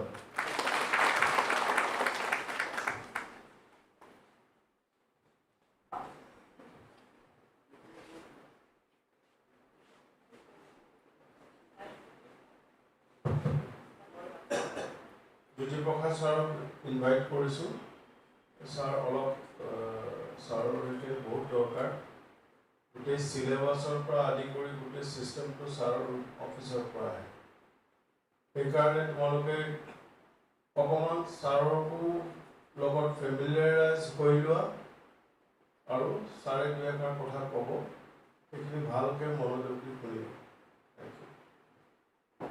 ধন্যবাদ ছাৰ আজি এই দ্বিতীয় দিনৰ ইণ্ডাকশ্যন প্ৰগ্ৰামত উপস্থিত থকা এই কলেজৰ উপাধ্যক্ষ ডক্টৰ পাৰ্থ গাংগুলী ছাৰ এই কলেজৰ controller examination doctor Mridul Sharma English ডিপাৰ্টমেণ্টৰ HOD madam doctor Madhumita Purkayastha বাইদেউ আৰু IT ছেকশ্যনৰ কাকুল বেজবৰুৱা আমাৰ পৰফৰ্মিং আৰ্টছৰ মৃগাংক নাথ ডাঙৰীয়া টিচাৰ আৰু মোৰ অতি মৰমৰ তোমালোকে যি সপোন লৈ এই কলেজত খোজ পেলাইছাহি গতিকে তোমালোকক মই আদৰণি জনাইছোঁ তোমালোকৰ যি সপোন লৈ আহিছা সেই সপোন যাতে বাস্তৱত ৰূপায়িত হয় ঘৰত যেনেকৈ আশা কৰি আছা ভাল এটা ৰিজাল্ট লৈ গতিকে তোমালোকে যদি সেইটো যে তোমালোকে ৰিটাৰ্ণ দিব পৰা গতিকে মই ভগৱানৰ ওচৰত প্ৰাৰ্থনা জনাইছোঁ এতিয়া একাডেমিক ছেকশ্যনত মই দায়িত্বত আছোঁ গতিকে আমাৰ জানাই তোমালোকে অট'নমাছ কাউন্সিল আমাৰ মই তাৰ মেম্বাৰ ছেক্ৰেটাৰী আমি চিলেবাছবিলাক আমি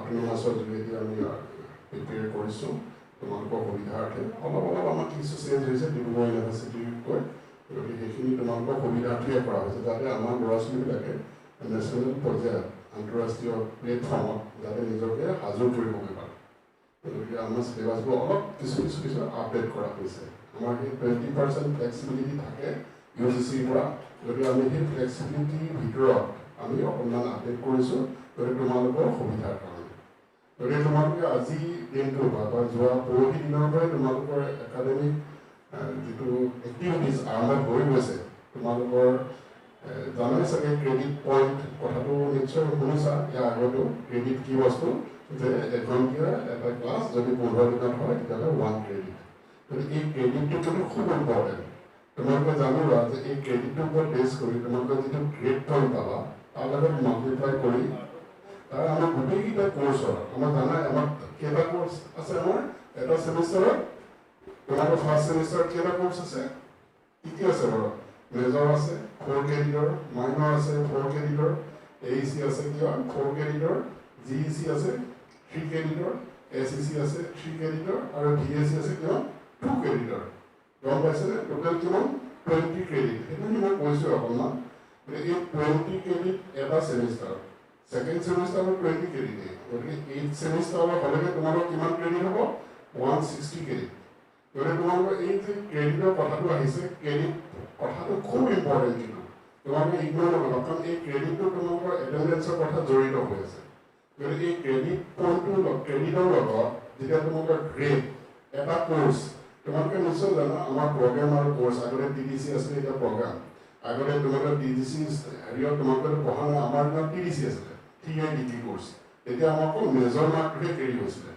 এইবিলাক পাছ কোৰ্চ বা ফাউণ্ডেশ্যন কোৰ্চ বা বিভিন্ন কোৰ্চবিলাকৰ সেইবিলাক ইংলিছ আছিলে কিবা আছিলে সেইবিলাকৰ কিন্তু মাৰ্কবিলাক আমাৰ যিখন আমাৰ মাৰ্কশ্বিট হৈছিলে সেইখনত কিন্তু তাত শ্ব' কৰা নাছিলে শ্ব' কৰা মানে তাত কেৰি কৰা নাছিলে আমাৰ ফাৰ্ষ্ট ক্লাছ বুলি ক'লে মেজৰটোৱে ধৰিছিল কিন্তু আজিকালি তোমালোকৰ গোটেইকেইটা কোৰ্চৰ পৰা আহিব সেইটো কাৰণে তোমালোকে এতিয়া FYUGP for undergraduate degree প্ৰগ্ৰামৰ গোটেই কোৰ্চকেইটা গোটেইকেইটা যিমানকেইটা তোমালোকে ছাবজেক্ট পঢ়িবা গোটেইকেইটাৰ ৱেইটেজ তোমালোকে তাত বেনিফিট পাবা বা তোমালোকে তাৰ পৰা কাউণ্ট হ'ব গতিকে তোমালোকে প্ৰগ্ৰামত আছা এতিয়া বুজিছা এইটো NAP 2020 1986ৰ পিছত মানে যি কষ্টুৰিৰঞ্জন ইছ্যু ফৰ্মাৰ ডাইৰেক্টৰে তেখেতে সেইটো কি কৰিছিলে মানে তেওঁ শ্বেয়াৰ পাইছে ন এই মানে 1920-22 নতুন চৰি এইটো NAP 2020টো ইমপ্লিমেণ্টেশ্যন হৈছে গতিকে এতিয়া কথা হ'ল কি তোমালোকে he is a great point great মানে কোনোবা এখন পেপাৰত পাইছে 7 কোনোবা এখন পেপাৰত পাইছে 9 পালে কি গ্ৰেড হয় জানানে বাৰু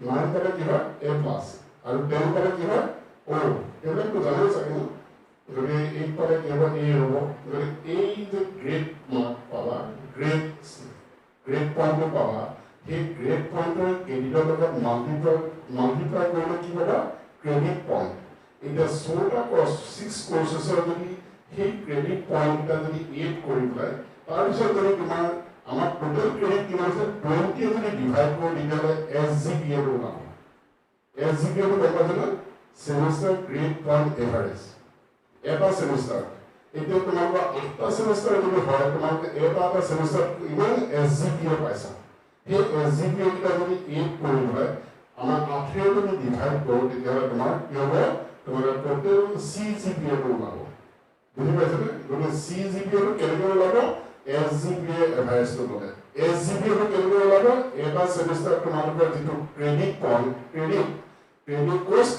কোৰ্চ ক্ৰেডিট আৰু গ্ৰেডেও মাল্টিপ্লাই কৰি পেলাই এটা ক্ৰেডিট পইণ্ট ওলাব আৰু সেই 6টা কোৰ্চৰ যেতিয়া টোটেলটো ল'ম আৰু সেই টোটেলটোক যেতিয়া আমি কোৰ্চ ক্ৰেডিটে ডিভাইড কৰিম SGPA টো ওলাব আৰু SGPA টো যদি আমি এভাৰেজ ল'ম 8টা ছেমিষ্টাৰৰ কাৰণে তেতিয়াহ'লে তোমালোকৰ CGPA টো ওলাব গতিকে মনত ৰাখিবা প্ৰত্যেকটো ছেমিষ্টাৰে তোমালোকৰ কিন্তু ইকুৱেলি ইম্পৰ্টেঞ্চ আছে গতিকে তোমালোকৰ কোনোবা এটা ছেমিষ্টাৰ বোলে আমি বোলে এইবাৰ বোলে আহিছোঁ এই 2টা বছৰ নেক্সট বোলে নিট দিম বা JEE দিম এইবিলাক যদি ভাবি থাকা তেতিয়াহ'লে সিফালেও নহ'ব ইফালেও নহ'ব গতিকে 2টা ছেমিষ্টাৰ যেতিয়া তোমালোকৰ SGPA টো বেয়া হ'ব টোটেলি CGPA টো বোলে তোমালোকৰ হাৰ্ম কৰিবগৈ গতিকে যিটো পঢ়িবলৈ মন আহিছে ভালকৈ পঢ়া গতিকে আমাৰ বেষ্ট উইচেছ আছে কিন্তু কথা হ'ল কি এতিয়ালৈ তোমালোকে ক্লাছবোৰ কৰি যাব লাগিব কাৰণ তোমালোকৰ ক্ৰেডিটটো কথা আছে ক্ৰেডিটৰ লগত গ্ৰেড পইণ্টৰ কথা আছে গ্ৰেড পইণ্টে আৰু ক্ৰেডিটে যেতিয়া পোষ্ট ক্ৰেডিটে মাল্টিপ্লাই হৈ পেলাই তোমাৰ ক্ৰেডিট পইণ্টটো হ'ব তাৰ যেতিয়া আমি গোটেই এভাৰেজটো ল'ম তেতিয়া সেই SGPA টো ওলাব SGPA পৰা আমি CGPA টো পাম গতিকে তোমালোকে ক্লাছখিনি খুব ভালকৈ কৰিবা, সদায় এটেণ্ডেঞ্চটোত মন দিবা, এটেণ্ডেঞ্চটোত থাকিবা, তেতিয়া তোমালোকৰ সকলোখিনি ভাল হ'ব। আৰু ইণ্টাৰনেল এছেছমেণ্টৰ কথা চাই কৈছে কণ্ট্ৰলাৰ এক্সামিনেশ্যনে, তোমালোকৰ মেক্সিমাম 40 আছে ইণ্টাৰনেল এছেছমেণ্টত, তাৰ 2টা ছেছনেল আছে। এই ছেছনেল 2টাত 20 মাৰ্কছ আছে, আৰু তোমালোকৰ ছেমিনাৰ, তোমালোকৰ এইবিলাক home assignment, group discussion etcetera এইবিলাকত 15 মাৰ্কছ আছে, আৰু 5 মাৰ্কছ আছে কি হৈছে এটেণ্ডেঞ্চত। সেই 5 মাৰ্কছটো তোমালোকৰ নিজৰ হাততে আছে। এতিয়া 5 মাৰ্কছটো তাৰ পৰা আহিবা, গতিকে এটেণ্ডেঞ্চৰ ওপৰত বেছ কৰি বা সেই ইণ্টাৰনেল ছেছনেল এক্সামটোৰ ওপৰত বেছ কৰি তোমালোকৰ নিজৰ মাৰ্কটো খুব ভাল হ'ব। আৰু এটা কথা নাভাবিবা যে এই যে আমাৰ 60 মাৰ্কছৰ, এটা অলৰেডি চাই গৈছে, 60 ভিতৰত তোমালোকে 18 পাব লাগিব, আৰু বাকী কিন্তু তোমালোকৰ 22 পাব লাগিব, তেতিয়াহে কিন্তু 40 হ'ব, তেতিয়াহে কিন্তু তোমালোকৰ পাছ কৰিব। গতিকে এই কথাখিনি অলৰেডি কণ্ট্ৰলাৰ এক্সামিনেশ্যনে কৈছে। গতিকে মই ওপৰত থাকোঁ, আৰু ছাৰৰ ওপৰত থাকে, আমাৰ vice principal doctor Partha Ganguly ছাৰৰ ওপৰত থাকে। কিবা যদি তোমালোকৰ যদি কিবা ডাউট থাকে আমাক সুধিবা, গতিকে আমি গোটেই কথাখিনি ক্লিয়াৰ কৰি দিম। গতিকে ডাউট থকাটো স্বাভাৱিক কিছু কথা, গতিকে সেইখিনি কথা আমি সুন্দৰভাৱে তোমালোকক বুজাই দিম, কেতিয়াও তোমালোকে কনফিউজ নকৰিবা। মই বেছি কথা নকওঁ, আমি টাইম নলওঁ। আমাৰ ডক্টৰ মধুমিতা প্ৰকাশ মেডাম আছেহি, তেখেতে জেণ্ডাৰ চেঞ্চিটাইজেশ্যনৰ ওপৰত কিছু কথা ক'ব। গতিকে মই তোমালোকক এই 2টা কথা কৈ ভৱিষ্যতৰ দিনলৈ শুভেচ্ছা জনাই সামৰিছোঁ। ধন্যবাদ।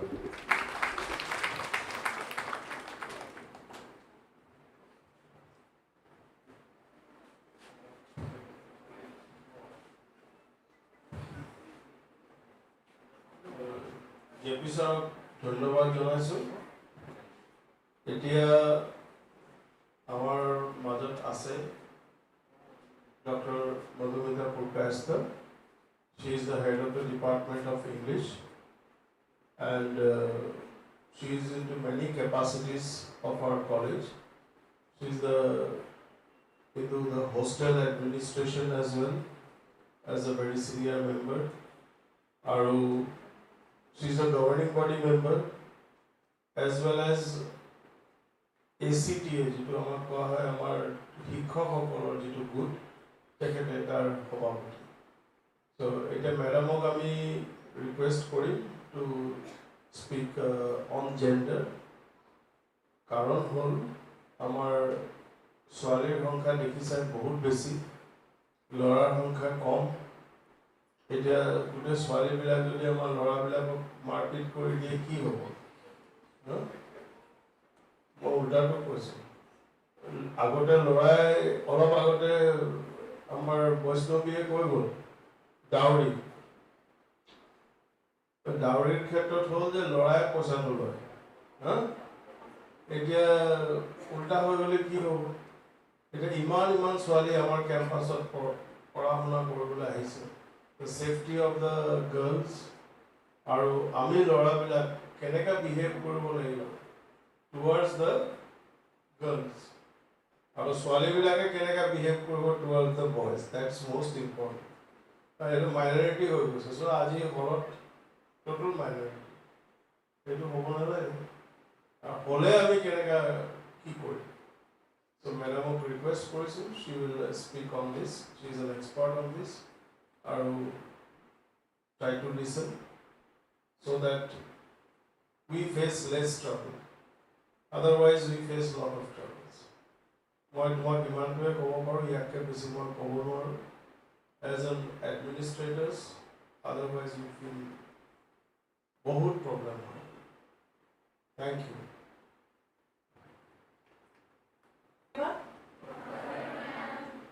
Esteemed colleagues, Vice Principal Dr. Partha Ganguly, Member Secretary of the Academic Council, Dr. J.P. Fukan, and everyone else present here, I can see Kapoor, and all my dear students. I was directed to speak on gender sensitization, but before that, gender sensitization is a topic which is vast, and it cannot be done in one day. So first of all, before I begin with that, as already the Vice Principal has mentioned, I'm the head of the Department of English. So I would just like to ask you a few questions, because I can see that you've been here since 10 o'clock, it's 12 o'clock now. So probably you are gradually going into a somnolent mode, meaning to say that you are gradually beginning to get bored. Am I right or am I right? So see, all these things which have been told, all these things which have been discussed with you, they are of crucial importance to you. Okay. So even if, see, this word called boredom, and our Gen Z and our present, further on after Gen Z, so many other Gens will keep coming, they get easily quote unquote bored. Okay, but boredom is something which actually depends on you. Are you all comfortable when I speak in English? Okay, so boredom, like I said, is something which depends on you, because the interest has to be generated by you. Okay, so what has been discussed so far, can you give me each one of you, one by one, from the beginning, what were the sessions? Just tell me. I would like to see that. I want your response, because it's not a one-way thing. You know that in NEP also, we say it is teaching, learning, right? It is teaching, learning. It's not a one-way process. So as we teach you, we also learn from you, because we want a feedback from you, right? Is that clear? So, can you tell me what were the sessions that you have attended till now? The first one was anti-ragging. Crucial importance, you all should know, because you're in the first semester, right? And you all have your seniors, you know what are the rules now, and you also understand whom to approach if there is a problem, right? How to tackle it, right? So, the idea was to do what? The idea was to make you feel safe and secure in this college. Our college has always believed in giving a very safe environment to its students. The instances of ragging are few and far between. And if at all there is any possibility that we do not know of, please feel free to report to us, right? So you admit that it is of crucial importance, that you should know about it? Yes? Yes or no? Yes. Next one, second session was on anti-dowry. It was not on dowry, it was on anti-dowry, right? Against the practice of dowry. That is again another thing, of course, in the Northeast, in Assam, we are not that familiar with it, but yet, of course, we have a cross-section of students here from different communities, and that is why even that is important, and we need to know the basic laws which are there, and also how to counter it if we witness it. Because the idea is not that only you will face the dowry issue. Point is, when you are confronting a dowry issue even at home, you as sensitive citizens of this country, how you deal with it, what you do about it, right? Then you had another session on the dog menace, right? Dog menace was done? Saturday it was done. Okay, not today.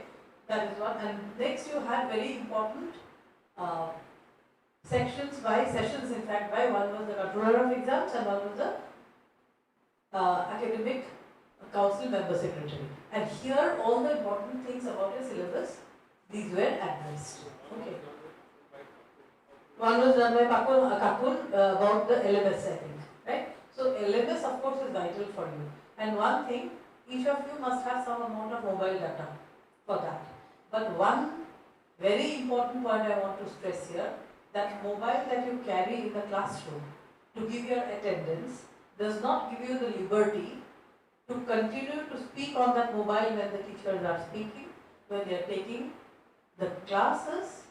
So after giving your attendance, it should go on a silent mode or on a switch off mode into your sessions, right? We ensure that in our department, it is very strictly ensured. So you are not to sit there with your mobiles, scrolling through it or reading. That is not permissible, and you also will know that that will break classroom decorum, right? Is that clear? All of you? You have come from so many different institutions. I don't know whether you have ever given attendance to LMS, but we have allowed that, we have enabled that, but that does not give you, like I said, the freedom of taking advantage of it, right? So be careful when you use your mobiles. Now I'll come to the point of gender sensitization. Now, being gender sensitive is of great importance. But first of all, let us define what is gender. Any one of you can tell me what is gender? How do you define gender? Yeah, what is gender? Girls, boys? What do you understand by gender? Yeah, what's your gender? What's your gender? I'm asking you. Male. Okay. Obviously, female. Okay, you will say male. Are there only two genders? Are there only two genders? We have non-binaries, right? We have in between the binary of the male and female, non-binary genders as well. Now, at this juncture, we have to acknowledge their presence and also be sensitive to them. So, gender sensitivity encompasses all the genders. Okay, so among your classmates, when you talk about only male and female, it is a matter of the past. At the present moment, we need to address issues which are very sensitive, issues about the non-binary genders as well. We do not know because, see, regarding the non-binary genders, they may not express themselves. So, we come to the point of gender expression. So, what kind of gender expression do you have? Okay, girls, I'm a little away from you, but I can't move from here because of that camera thing. Okay, so it's okay? Oh, I can go? Okay, fine. I always like to be here in the middle and between the students. So, yeah. So, like I said, the point is gender expression. So, how we choose to express ourselves. Like, do we want to express ourselves as males, as females, or as non-binaries? But let me correct you here. Your gender is not male. Your sex is male. And your sex is female. Okay. There is a difference between gender and sex. Because sex is your biological makeup. Okay, your chromosomes, your organs, your body parts with which you are born. Right? I will not say, earlier it was thought that it cannot be mutated. Today it can. No, it is not immutable. It can be, one can go for a sex reassignment surgery and change their sex as well. But we are not addressing that issue here at this present moment. Here we are talking about gender. So what is gender? I asked for a definition. Gender is socially constructed. That is what you have to remember. Gender is socially constructed. That means the idea of a man and a woman. Masculine behavior, feminine behavior. Masculine roles, feminine roles. So all that issue about gender identity, gender roles, gender behavior, gender expression, right, and gender power, it comes from that, right? And historically, because it has been a, gentlemen, please don't mind, I'll have to speak about that. So, because it has been a patriarchal society, power has always been with the gentlemen. Power has always been with the men. Okay. Yes, here, by strength of numbers, our women are more. We have many women here, right? We have girls, the number of girls are more. But does it really mean that this particular setup is not patriarchal? Does it mean that? What is patriarchal? Power in the hands of the pater. Pater means the father. Okay. So, patriarch, Purukh-tantric. That is patriarchy. Okay. So, this does not mean that all men are enemies. Not that. That is not the point at all. The question is, civilization has, through ages, been patriarchal. Most civilizations. And because it has been patriarchal, it has been dominated and controlled by men. Okay. And don't think that this system does not victimize men as well. Okay. Powerful men will victimize weaker men. So it is not as if gender talks about only discrimination against women. Right? It talks about discrimination against everyone who is not in that hierarchy of power. Hegemonically, they are not at the top. Right? That is why patriarchy or Purukh Tantra has guided our institutions. and it is relevant today. Why I am speaking about this here, or why you will get this course of lecture everywhere. You know, all subjects now include courses on gender familiarization, right, and intersections. Why intersections? Because gender does not operate alone. Cross sections are there, intersections are there of race, of community, of religion, of language, of ethnicity, of economy. So economically, politically, historically, every field is touched by this particular question of gender. And we have realized that there has been a historic discrimination for which power has always been concentrated in the hands of men. So today when we talk about numbers, increasingly, over the years, it has been 32 years since I am teaching in this college, the number of women have increased and number of men have gone down. Right? And so, our Vice Principal Sir, he expressed that concern that today men, because they are fewer in number, maybe there can be a reverse discrimination. Right? We talk about that. But question is not about numbers. Question is about attitude, about mindset, about sensitivity. Women were always large in numbers, but in public arenas they were not seen. You know, women were confined to the domestic arena of home. Problem began when women began to come out. They became educated, they got employment, and they went shoulder to shoulder with the men. And initially this happens, you know, when you are so comfortable and you are so dominant in your own field, you don't want to share it. Who wants to share power? Karobar mon jai jano. Moi etia eta powerful position aso. Muk jodi koi diya je aji apuni eri diok korbat gusi jaok. Moi eri jano. It is normal human tendency. We are accustomed to that set of power. We are accustomed to that hierarchy of power. Right? So what happens is, that is what happened actually. The consolidation of power to hoigol proti to institution to ahibol. So higher education institutions were also influenced by it.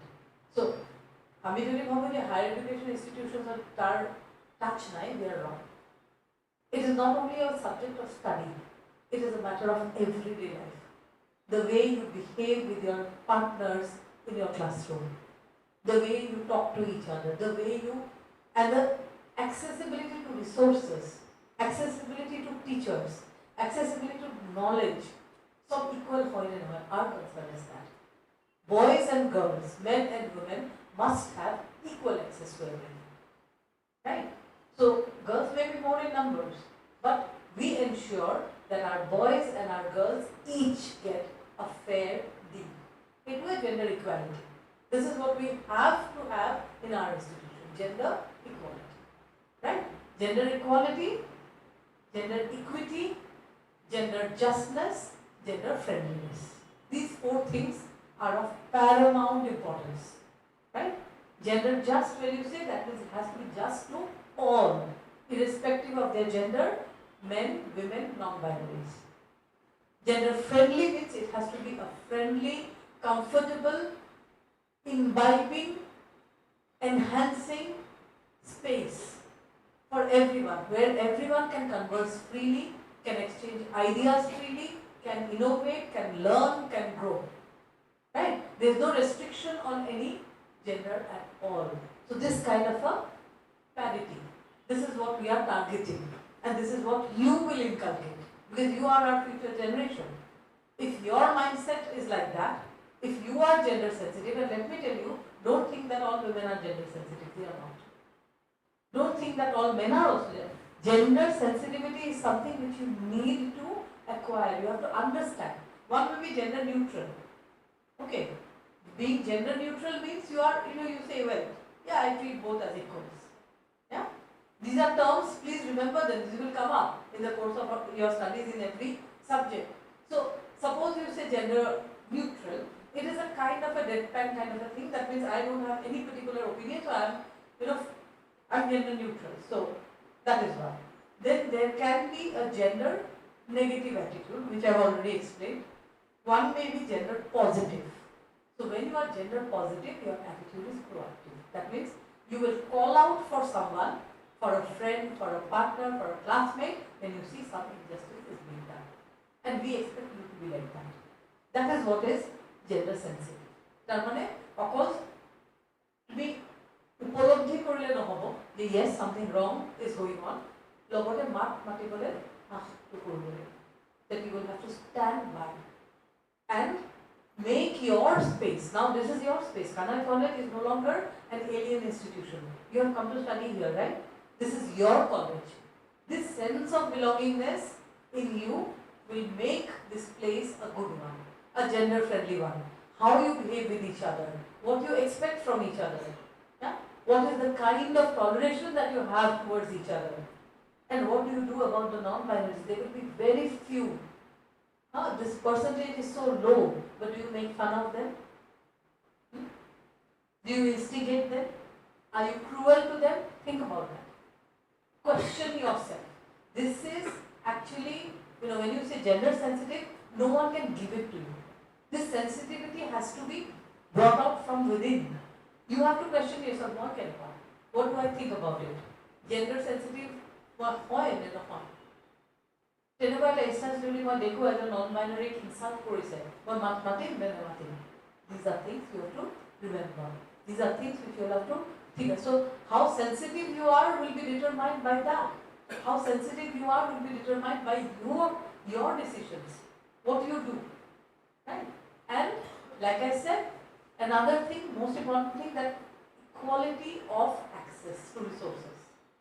Here GG resources are set. Library material hawk, access to the principal's room hawk, vice principal's room hawk, kiba problem hole jua hawk, access to the HOD hawk, access to the teachers hawk, library, all resources are equal for each and every student, irrespective of their gender. Right? And I had mentioned another word called gender equity. Do you remember that? What is the difference between equality and equity? Can you tell me? There's a difference between equality and equity. Okay. That can be actually explained through a picture, which at this present moment I cannot do with you. But let me tell you, suppose there are 3 people of 3 different heights. Okay. 3 different heights. So you say that our institution is gender equal and you give them equal platforms. Okay. And something very interesting is going on at this level. So all 3 of them, will they be able to see it? These 3 people of 3 different heights, will they be able to see it? Tinta beleg height or mano. And an interesting kiba eta bahut oporot yat hoi ase. Telokok equal platform diya hol. Paribone? Sabone? Noare. Right? That is gender equality. It is equity kak koi. Dijon height or attaitke suti. A short person like me, obviously. Muk etia tall ejon personer logot eketa platform di diye mono ninte nukar kori dibi. Mono nedekhim. So মোৰ কাৰণে কি কৰিব লাগিব? অকমান প্ল্যাটফৰ্মটো raise কৰিব লাগিব। Okay, for the video, so this thing that you do, চিন্তা কৰি পেলাই যেটো কৰা, that is called gender equity. That means you ensure যে মই অকল access to দি দিলো হেটো enough নহয়. Along with that, I have to ensure that each of them are being able to access it. Okay, so the special requirements of any gender who is not particularly at this moment able to access power, they will have to be given an usher, a prod, a special help. That is being gender proactive. It is called gender positive now. This is being gender proactive.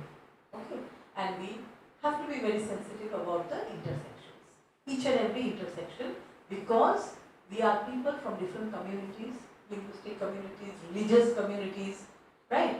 And each of us have our own reservations. We come from different cultures. Amar nijor culture is one specific restrictions thakibo pare.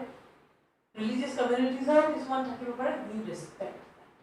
We don't make fun of that. We respect. Okay. So I have told you gender is socially constructed. Etu radical feminist or prothom kotha hedue asile. The gender is not something that you are born with.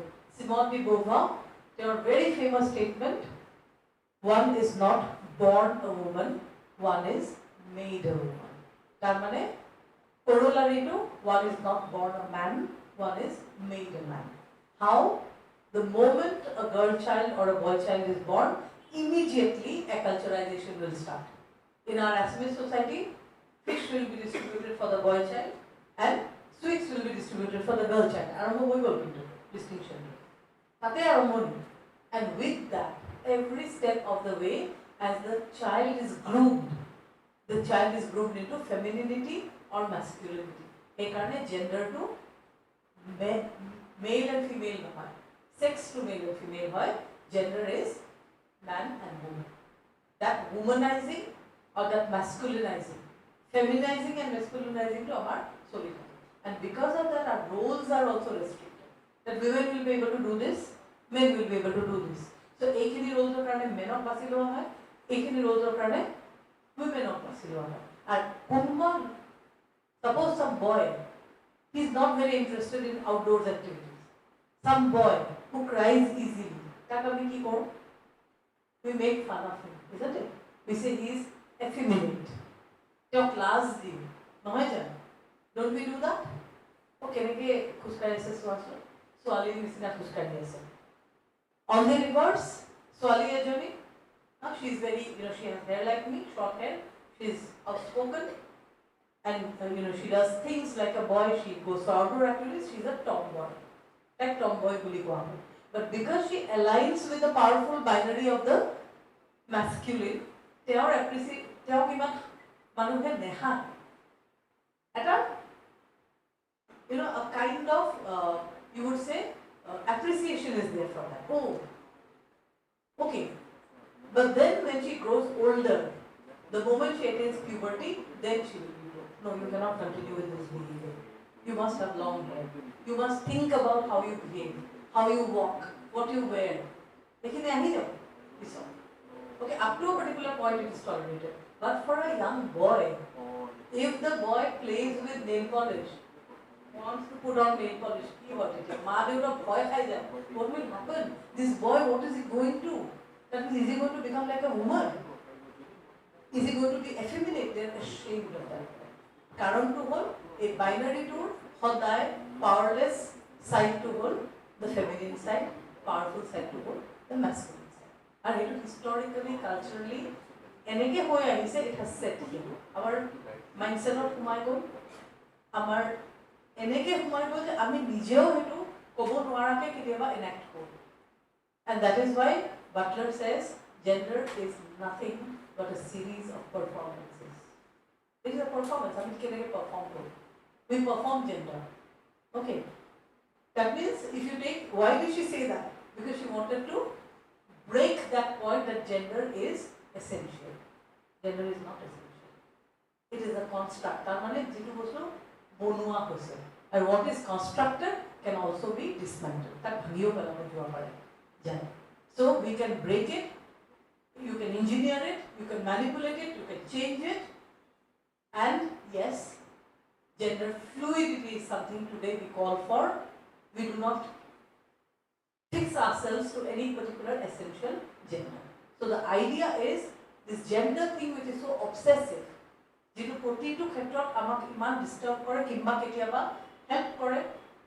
whatever it is, this particular thing now needs to be looked at from perspectives which are different. We talk about gender fluidity now, we talk about inessential gender, we accommodate everyone, the binary and the non-binaries, and we make an institution which is gender friendly, gender just, gender equal, and gender equitable. Right? And this is my appeal to all of you, the very first days in your college, my appeal to all of you, and my belief that all of you will follow that path, and I can expect a generation which will be gender sensitive. Right? And apart from that, I have only one particular thing to apprise you of. I do not know whether you are aware of the act which is there in place. Huh? An act for, it's called the POSH Act, Prevention of Sexual Harassment at Workplace Act. Okay, 2013. So, Prevention of Sexual Harassment at Workplace higher education, everywhere, in higher education institutions, anywhere where there is a working relationship. Okay, and it covers the service givers and the service takers. That means you as students of this institution are covered by that act and that law, right? And you have to be, we'll have a different session for it. We'll have, eventually we'll apprise you of the other, important features of it. But suffice it to say, there is a complaints committee, okay? And that complaints committee addresses issues of sexual harassment at workplace. So if there is any complaint to be made, it has to be made to that committee, and it is according to the, it is act. Earlier it was only a Supreme Court directive, today it is an act. Okay. And today, every institution mandatorily, private or government, must have a complaints committee, and this particular complaints committee deals with not other complaints, not other grievances, but sexual harassment at workplace. So when you talk about harassment, what kind of behavior amounts to harassment? And don't think that only touching, that only physically assaulting or molesting amounts to it. No.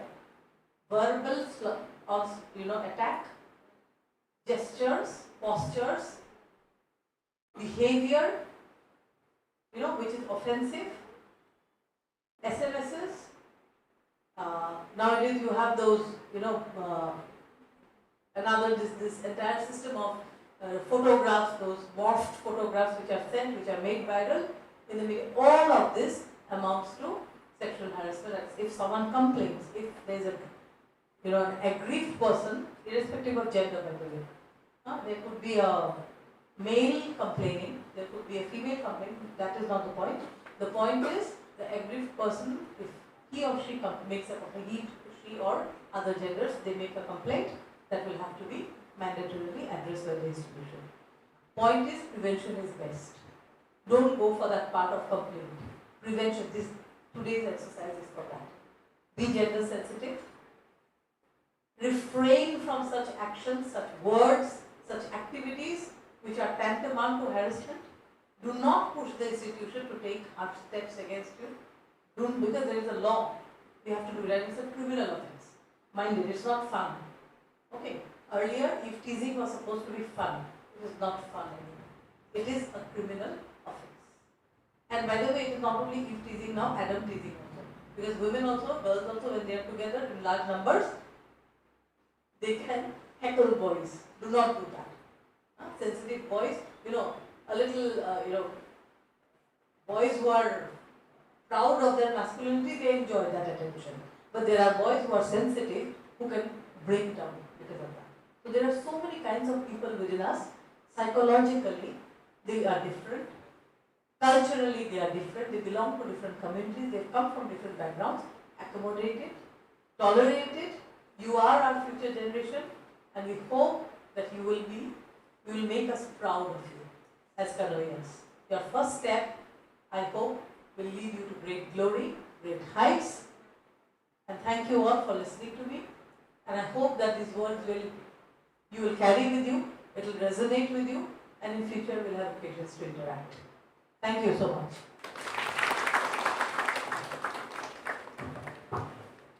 How many, by the way, just one moment, how many English department students do we have here? Could I see them? Can you stand up, please? Department of English, yes. I don't see many, because I had met many of them in our building today. But a few of them are here. Yeah, sit down. This little thing I would like to just add to what I have said, that if you think only classes are on, so you are there, these are very important initiations for you. Do not miss them. And anyway, your classes, according to the rule of the government and according to whatever notification has been given, it will begin later, because other students are being admitted. So these induction classes, do not miss them. And English department students, I'm a little disappointed at your number. I hope tomorrow it will go up. Thank you.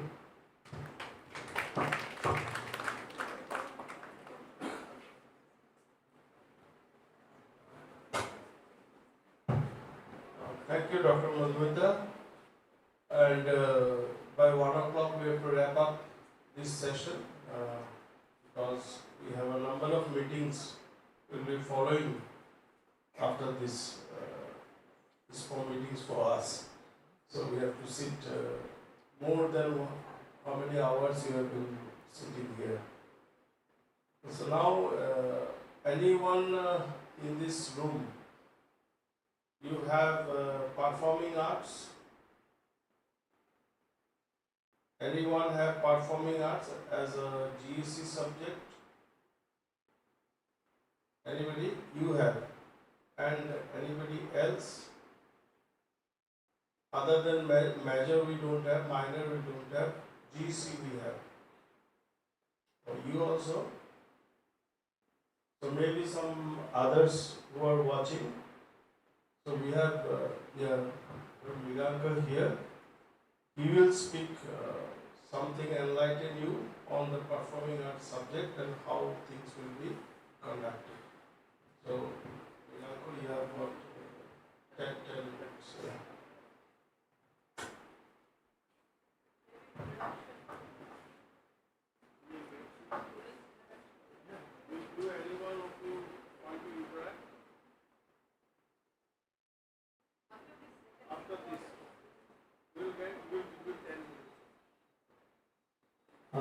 Thank you, sir.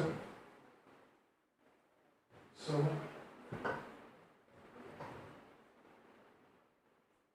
ঠিক আছে, প্ৰথমতে আমি কিবা এটা কৰি আৰম্ভ কৰিম। So, hi. মই যদি কওঁ hi, তোমালোকে ক'বা hello. Okay? Hi. Hello. Okay, great. Hello বুলি ক'লে hi. Okay.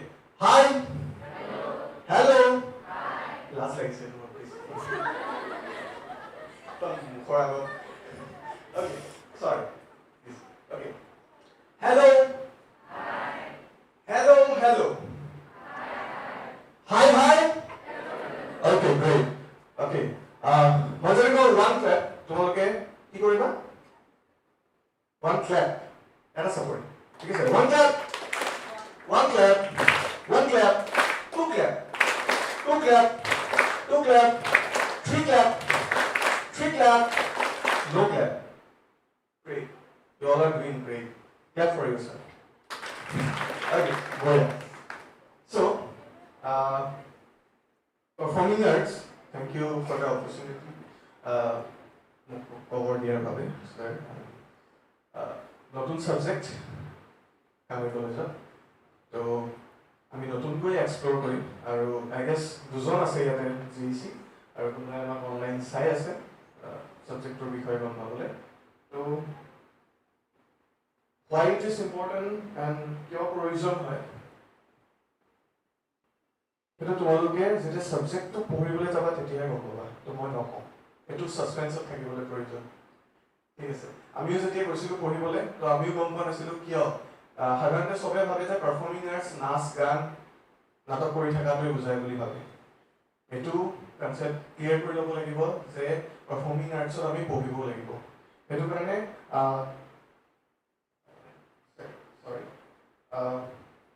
আমি এখন চিলেবাছ ডিজাইন কৰা গৈছে। আই গেছ এখন অতি সোনকালে এপ্ৰুভ হ'ব। চিলেবাছখন ডিজাইন কৰা গৈছে। তো মই চিলেবাছখনৰ বিষয়ে জাষ্ট অকণমান তোমালোকক জনাব বিচাৰিছোঁ। তো GEC syllabus first semot তোমালোকে কি পঢ়িবলৈ পাবা? তো total GEC performing arts syllabus খনৰ টোটাল ক্ৰেডিট হ'ব 3।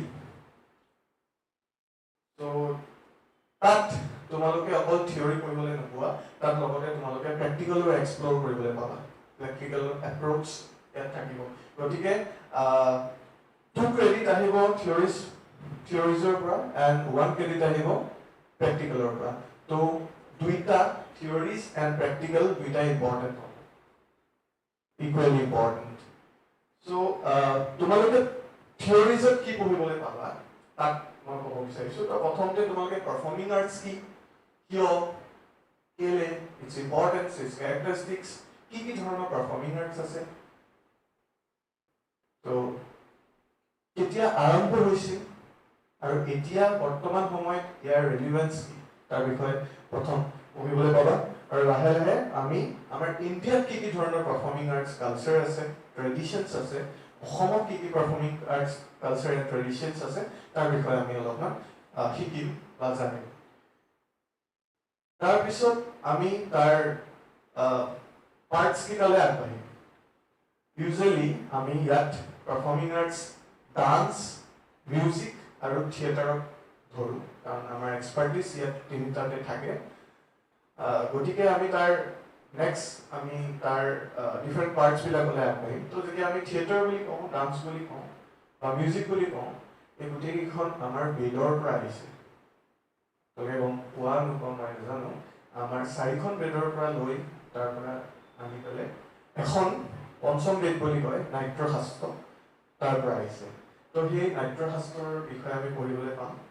ছেকেণ্ড এণ্ড সংগীত ৰত্নাকৰ, যিটো আমাৰ গানৰ আমি হস্তপুথি বুলি ক'ব পাৰি, তালৈ যায়। তো তাৰ বিষয়ে আমি গম পাম। আৰু শ্ৰীহস্ত মুদ্ৰাৱলী বুলি এখন আছে, তো সেইখন ট্ৰেটিছ হয়, তাৰ বিষয়ে আমি পঢ়িবলৈ পাম। ইয়াৰ তোমালোকৰ মাজত কোনোবা ডান্স কৰা আছেনে? কোনে কোনে ডান্স কৰে? ৰেইজ ইউৰ হেণ্ডছ। কোনে নকৰে? নাচিবলৈ সেইটো ভয় কৰিব নালাগে। ল'ৰাই কোনোবা ডান্স, গান গোৱা আছে, কোনোবা গানৰ চখ? অ'কে, গ্ৰেট, ঠিক আছে। অ'কে, আকৌ এবাৰ কৈছোঁ, 1 clap, 2 clap, 2 clap, no clap, thank you. তো এই গান, ডান্স, মিউজিক, এক্টিং তাৰ ক'ৰ বেছৰ পৰা আহিছে, কেনেকৈনো আৰম্ভ হৈছিল, তাৰ বিষয়ে আমি ফাৰ্ষ্ট চেমত পঢ়িবলৈ পাম। এতিয়া আহিলে প্ৰেক্টিকেল। আটাইতকৈ ইণ্টাৰেষ্টিং ছাবজেক্টটো পাৰফৰ্মিং আৰ্টছৰ হ'ল প্ৰেক্টিকেল। তো প্ৰেক্টিকেল এপ্ৰ'চলৈ আমি যাম। তো প্ৰথম ফাৰ্ষ্ট ছেমিষ্টাৰ আমি অকল এক্টিংটো ইণ্ট্ৰডিউচ কৰাব বিচাৰিছোঁ। কাৰোবাৰ বহুত মন থাকে ন, আমি এক্টিং কৰিবলৈ মন যাব, আমি এক্টিং শিকিম। এক্টিং শিকি পেলাই আমি চিনেমাত, আজিকালিতো সেইটোৱে মন হয়, চিনেমা কৰিম, চিৰিয়েল কৰিম, ভিডিঅ' চঙত ওলাম। তো তাৰ কাৰণে আজিকালি বহুত ডাঙৰ বেছি কম্পিটিশ্যন হৈ গৈছে। আজিকালি যদি তুমি য'তেই চোৱা, চবতে এক্ট্ৰেছে ভৰপূৰ, চবতে ডান্সাৰ ভৰপূৰ, চবতে ছিংগাৰ ভৰপূৰ, কিন্তু তাৰ ভিতৰত তুমি ব্যতিক্ৰম কেনেকৈ পাবা? তুমি যদি ইয়াৰ ওপৰত পঢ়া, ভালদৰে অধ্যয়ন কৰা, ইয়াৰ বিষয়ে জানা, তেতিয়া তুমি বাকীকেইজনতকৈ সদায় ব্যতিক্ৰম হৈ থাকিবা। সেইকাৰণে প্ৰয়োজন আমি একাডেমিক্সটোৰ লগত, থিয়ৰিজখিনিৰ লগত আমি আগবাঢ়ি যোৱাটো। আৰু তাৰ টেকনিক্সখিনি, ইজি টেকনিক্স। তোমালোকৰ এইখন মই এক্সাম্পল দিম। তোমালোকে নৱাজুদ্দিন ছিদ্দিকীৰ কথা শুনিছা? তেওঁ যেতিয়া এটা কেৰেক্টাৰ কৰে, তেওঁ এনেকুৱা কিছুমান মেথড ইউজ কৰে, যাৰ কাৰণে তেওঁ তেওঁৰ ইণ্টাৰভিউত কৈছে যে তেওঁ কোনোবা ঘৰত বহুত দিনলৈ সোমাই থাকে। তো ষ্টানিস্লাৱস্কি বুলি এজন মানুহ আছিলে, তেওঁ ইণ্ট্ৰডিউচ কৰিছিলে মেথড এক্টিং বুলি কয়। সেই মেথড এক্টিঙৰ টেকনিক্স ইউজ কৰি পেলাই নৱাজুদ্দিন ছিদ্দিকীয়ে হওক, বাকী কেৰেক্টাৰ্ছ যিমানবোৰ আছে, বাকী এক্টৰ্ছ আছে, আদিল ছাৰ আছে, আদিল হুছেইন, তেওঁ আমাৰ অসমৰ হয়। তো তেওঁলোকে এনেকুৱা ধৰণৰ টেকনিক্স ইউজ কৰি পেলাই স্ক্ৰীণত দেখুৱায়, এটা কেৰেক্টাৰত সোমাবলৈ বা কেৰেক্টাৰটো বিল্ড কৰিবলৈ। তো সেই টেকনিক্সখিনিৰ ওপৰত আমি এক্সপ্ল'ৰ কৰিম JEC ফাৰ্ষ্ট ছেমিষ্টাৰত। এক্টিং টেকনিক্স কিছুমানৰ বিষয়ে আমি এক্সপ্ল'ৰ কৰিম। আমি গেমছ খেলিম, থিয়েটাৰ গেমছ আছে। তো why it is important. Acting is অকল তোমালোকে চিনেমাত কৰিবা বা এনেকৈ হায়াৰ ষ্টাডিজ কৰিবা, তাৰ কাৰণে ইম্পৰ্টেণ্ট নহয়। পাব্লিক স্পিকিঙৰ কাৰণে বহুত ইম্পৰ্টেণ্ট হয়। ইয়াৰ পৰা তোমালোকে কাইলৈ পৰহিলৈ গৈ পেলাই কোনোবা অফিচত কাম কৰিবাগে, কোনোবাই গৈ পেলাই ইয়াৰ পৰা হয়তো কোনোবা পলিটিকেল লিডাৰ্ছ ওলাব, ইজ ইট? এণ্ড ইয়াৰ পৰা বেলেগ বেলেগ ধৰণৰ বেলেগ বেলেগ ফিল্ডত তোমালোক থাকিবা। কিন্তু তাৰ ভিতৰত যদি আমাৰ ভইচটো আমি ৰেইজ কৰিব নোৱাৰোঁ, বহুতো প্ৰব্লেম আছে। তোমালোকে এনেকুৱা মানুহ শুনিছানে? মই হাঁহা নাই কাৰোবাৰ ভইচটো আছেনে? বহুত ভইচটো বহুত ষ্ট্ৰাকচাৰটো বহুত ষ্টিফ হয়, বহুত কাণত ধৰা। সেইটো চেঞ্জ কৰিব পাৰে with the help of exercises, with the help of voice exercises. Office এটাত গৈ পেলাই যদি তুমি ছাৰ এনেকুৱা ধৰণৰ মাত এটা কোৱা বা ছাৰ এনেকুৱা ধৰণৰ মাত এটা উলিওৱা, তো তোমাক ইণ্টাৰেষ্ট দিব নে নিদিয়ে? এটা ধুনীয়া কণ্ঠৰ গৰাকী হ'বলৈ এক্সাৰচাইজ আছে। এক্সাৰচাইজ, সেইখিনি এক্সাৰচাইজৰ ওপৰতো এক্সপ্ল'ৰ কৰিবলৈ পাবা, যি তোমালোকক ফিউচাৰ অকল এক্টিং বুলিয়ে নহয় বা চিনেমা কৰিম বুলিয়ে নহয়, পাব্লিক স্পিকিঙতো বহুত সহায় কৰিব। দেন আৰু কিছুমান এক্টিং মানে এক্টিং থিয়ৰিজবিলাকৰ ওপৰত অকণমান কথা হ'ব কথা হৈ গ'লে আমি শেষলৈ কিবা এটা প্ৰডাকশ্যন বা এটা পাৰফৰ্মেঞ্চলৈ যাব পাৰোঁ তাত ডান্সো ইনক্লুড থাকিব মিউজিকো ইনক্লুড থাকিব ইনষ্ট্ৰুমেণ্টছো ইনক্লুড থাকিব and acting and theatre include থাকিব তো মুভিং টু ছেকেণ্ড ছেমিষ্টাৰ তো প্ৰথম আমি 2টা ছেমিষ্টাৰে 1 ইয়েৰৰ কাৰণে বনোৱা গৈছে চিলেবাছখন তো ছেকেণ্ড ছেমিষ্টাৰত তোমালোকে বিয়ণ্ড পাৰফৰ্মিং আৰ্টছ এক্সপ্ল'ৰ কৰিবা এতিয়া অকণমান ইণ্ডিয়ান এপ্ৰ'চলৈ অহা যাব তো ইণ্ডিয়াত কেনেকুৱা ধৰণৰ কেনেকৈ আগবাঢ়িছিল কামবোৰ কেনেকৈ ডান্সৰ জন্ম হৈছিল মিউজিকৰ জন্ম হৈছিলে থিয়েটাৰৰ জন্ম হৈছিলে তাৰ বিষয়ে অকণমান পাবা আৰু ছেইম প্ৰেক্টিকেল এপ্ৰ'চতো প্ৰথম 2টা বছৰ প্ৰথম এটা বছৰ তোমালোকে এক্টিংটো ভালদৰে এক্সপ্ল'ৰ কৰিবলৈ পাৰিবা তো তাত বেলেগ বেলেগ ধৰণৰ এক্টিং আছে আংগিক বুলি কয় নাট্যশাস্ত্ৰৰ মতে ফিজিকেল এক্টিং কেনেকৈ ফিজিকেলি এক্টিভ হ'ব বডি এক্সাৰচাইজ কৰি মেলি ফিজিকেল এক্টিং কেনেকৈ কৰিব বাচিক আছে ভইচ যিটো মই তোমালোকৰ আগত ক'লোঁ সাত্বিক আছে তো সাত্বিক মনৰ পৰা যিটো আমি ট্ৰুথফুলনেছ সৎ সেইটো সাত্বিকতাত পৰে তো আমি এজন ভাল এক্টৰ ভাল পাৰফৰ্মাৰ ভাল আৰ্টিষ্ট হ'বলৈ এজন সৎ ব্যক্তিও হোৱাটো প্ৰয়োজন তো তাৰো কিছুমান এক্সাৰচাইজ আছে সেইবিলাকৰ ওপৰত এক্সপ্ল'ৰেশ্যন হ'ব দেন আহাৰ্য এই আহাৰ্য বুলি কওঁতে আৰু এটা কথা আহিলে ইয়াত আহাৰ্যত চব বস্তু সোমাই থাকিব costume designing makeup hair styling even properties making এখন ষ্টেজ কেনেকৈ আমি ডিজাইন কৰোঁ তাত ডিজাইনিঙৰ কথা আহি পৰিব তো সেইখিনিৰ ওপৰত প্ৰেক্টিকেল এপ্ৰ'চত এক্সপ্ল'ৰ কৰা যাব চ' এই এটা বছৰৰ চিলেবাছ মই থুলমূলকৈ তোমালোকৰ আগত দাঙি ধৰিলোঁ এণ্ড বহুত ফ্ৰেছ মুখ তোমালোকে নতুন কিবা কৰাৰ আশাৰে আহিছা কানৈ কলেজলৈ তো সকলোকে শুভেচ্ছা জ্ঞাপন কৰিছোঁ এণ্ড ধন্যবাদ জনাইছোঁ সকলোকে আৰু all the best for your bright future শেষত আৰু এটা এক্টিভিটি কৰি যাম ভাল লাগিব চবে বৰ হৈছে ন এনেকুৱা লাগিছে মুখখন চবে এবাৰ এঙাৰ কৰি লোৱাচোন something like this একসাথে 1 2 3 চলো লাষ্ট কৰিছে চবে কোনে ল'ব পাৰিব এঙাৰ কৰি একো ডাঙৰ কথা নহয় লাষ্ট কৰিবলৈ কথা নহয় ল'ব লৈছে বঢ়িয়া ঠিক আছে মই যদি কওঁ মুগেম্বো তোমালোকে কি ক'বা বঢ়িয়া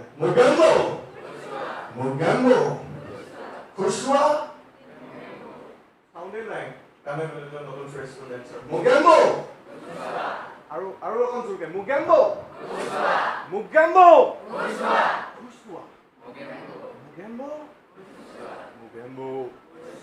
মুগেম্বো মুগেম্বো okay thank you very much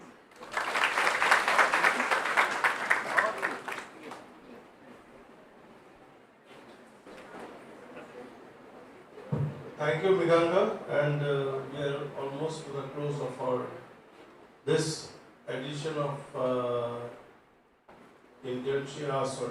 induction program. এতিয়া দুজন ছোৱালী এজনী ল'ৰা এজন আহা talk about your experience, especially যিসকলে আজি প্ৰথম আহিছে তেখেতসকলৰ অভিজ্ঞতা যদি অকণমান আমাৰ লগত শ্বেয়াৰ কৰা দুটা ফিডবেক ল'ম যিহেতু সময় একেবাৰে কম ফাৰ্ষ্ট সময় নষ্ট নকৰিবা লাষ্ট এইটোত শনিবাৰ দিনা যিটো হৈছে you want to come please come তেতিয়া লাহে লাহে ইমান ওলাই আহিলে যে প্ৰগ্ৰাম দেৰি হৈ গৈ থাকিব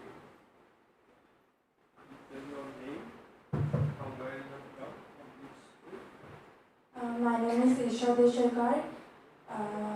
मैं सोनारी पर आइसो Sonari junior college sir actually मैं बहुत नर्वस है नार्भास को होने वाला क्यों है तुम्हें आज तो आएगा मैं ऐसे नहीं क्या वाला है हरे लगी सर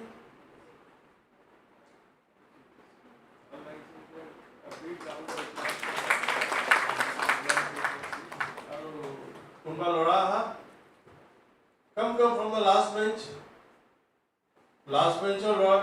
সাহসী হয় আহা সোনকালে কৰা সময় নাই আহা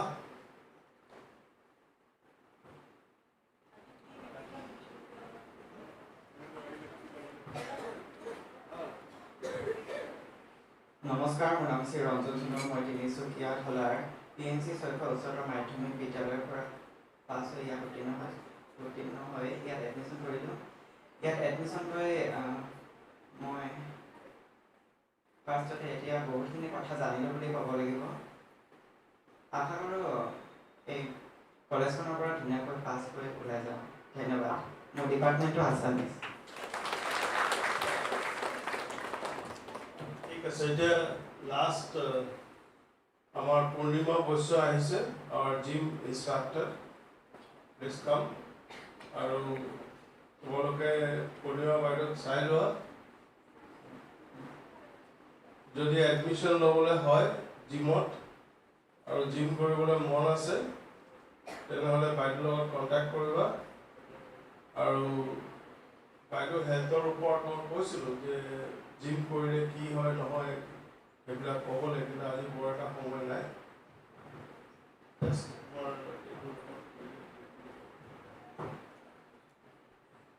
Good afternoon, everyone. তোমালোকে এতিয়া নতুন ষ্টাৰ্ট কৰিছা হয়নে নতুন ষ্টাৰ্ট কৰিছা যদি তোমালোকৰ অকল ক্লাছৰ বা পঢ়াৰ সেইটোৰ হেৰিতে নহয় তোমালোকৰ বডি ফিট সেইবিলাকতো অলপ চাব লাগে যাতে ফিট লাইফষ্টাইল বডি সেইটোৰ কাৰণে তোমালোকে জিমত হেৰি কৰিব পাৰা কিন্তু মই ইমান মানে সেইটোৱে আৰু তোমালোকক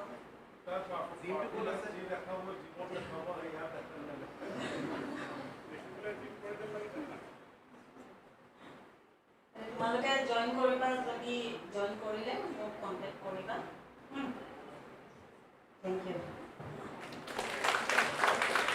This is another facility that we have in our college and if she can do it, you can also do it.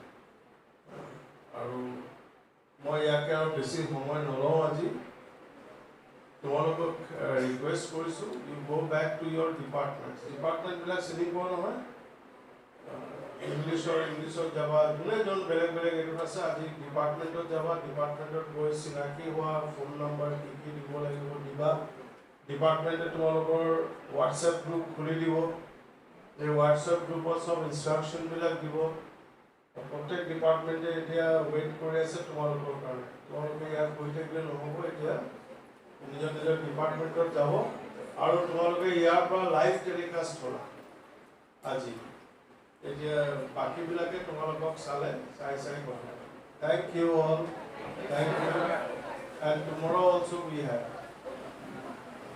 এটা এনাউন্সমেণ্ট শুনি যোৱা তোমালোকৰ 7 তাৰিখে তোমালোকৰ ফ্ৰেছাৰ্ছ আছে that will be in the auditorium and আমি অলপ লো প্ৰফাইল থৈছোঁ এইবাৰ কাৰণ বান পৰিস্থিতিৰ কাৰণে মনৰ অৱস্থা ভাল নহয় তো যিয়ে নহওক সকলোকে ক'বা নিজৰ ফ্ৰেণ্ডছবিলাকক ক'বা যাতে they come and join and be there on 7th the freshers in the auditorium. Thank you.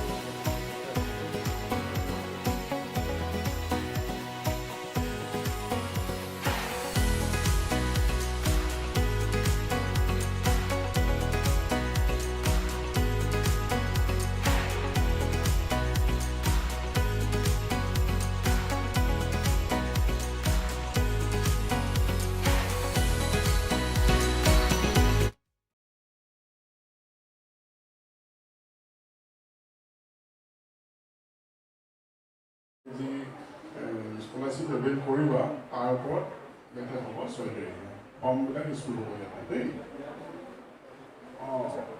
অডিটৰিয়ামত কৰিব আমাৰ যিটো লালচান কালি অডিটৰিয়াম ডাঙৰ অডিটৰিয়ামটোত হ'ব দেই 6 তাৰিখে 10 বজাত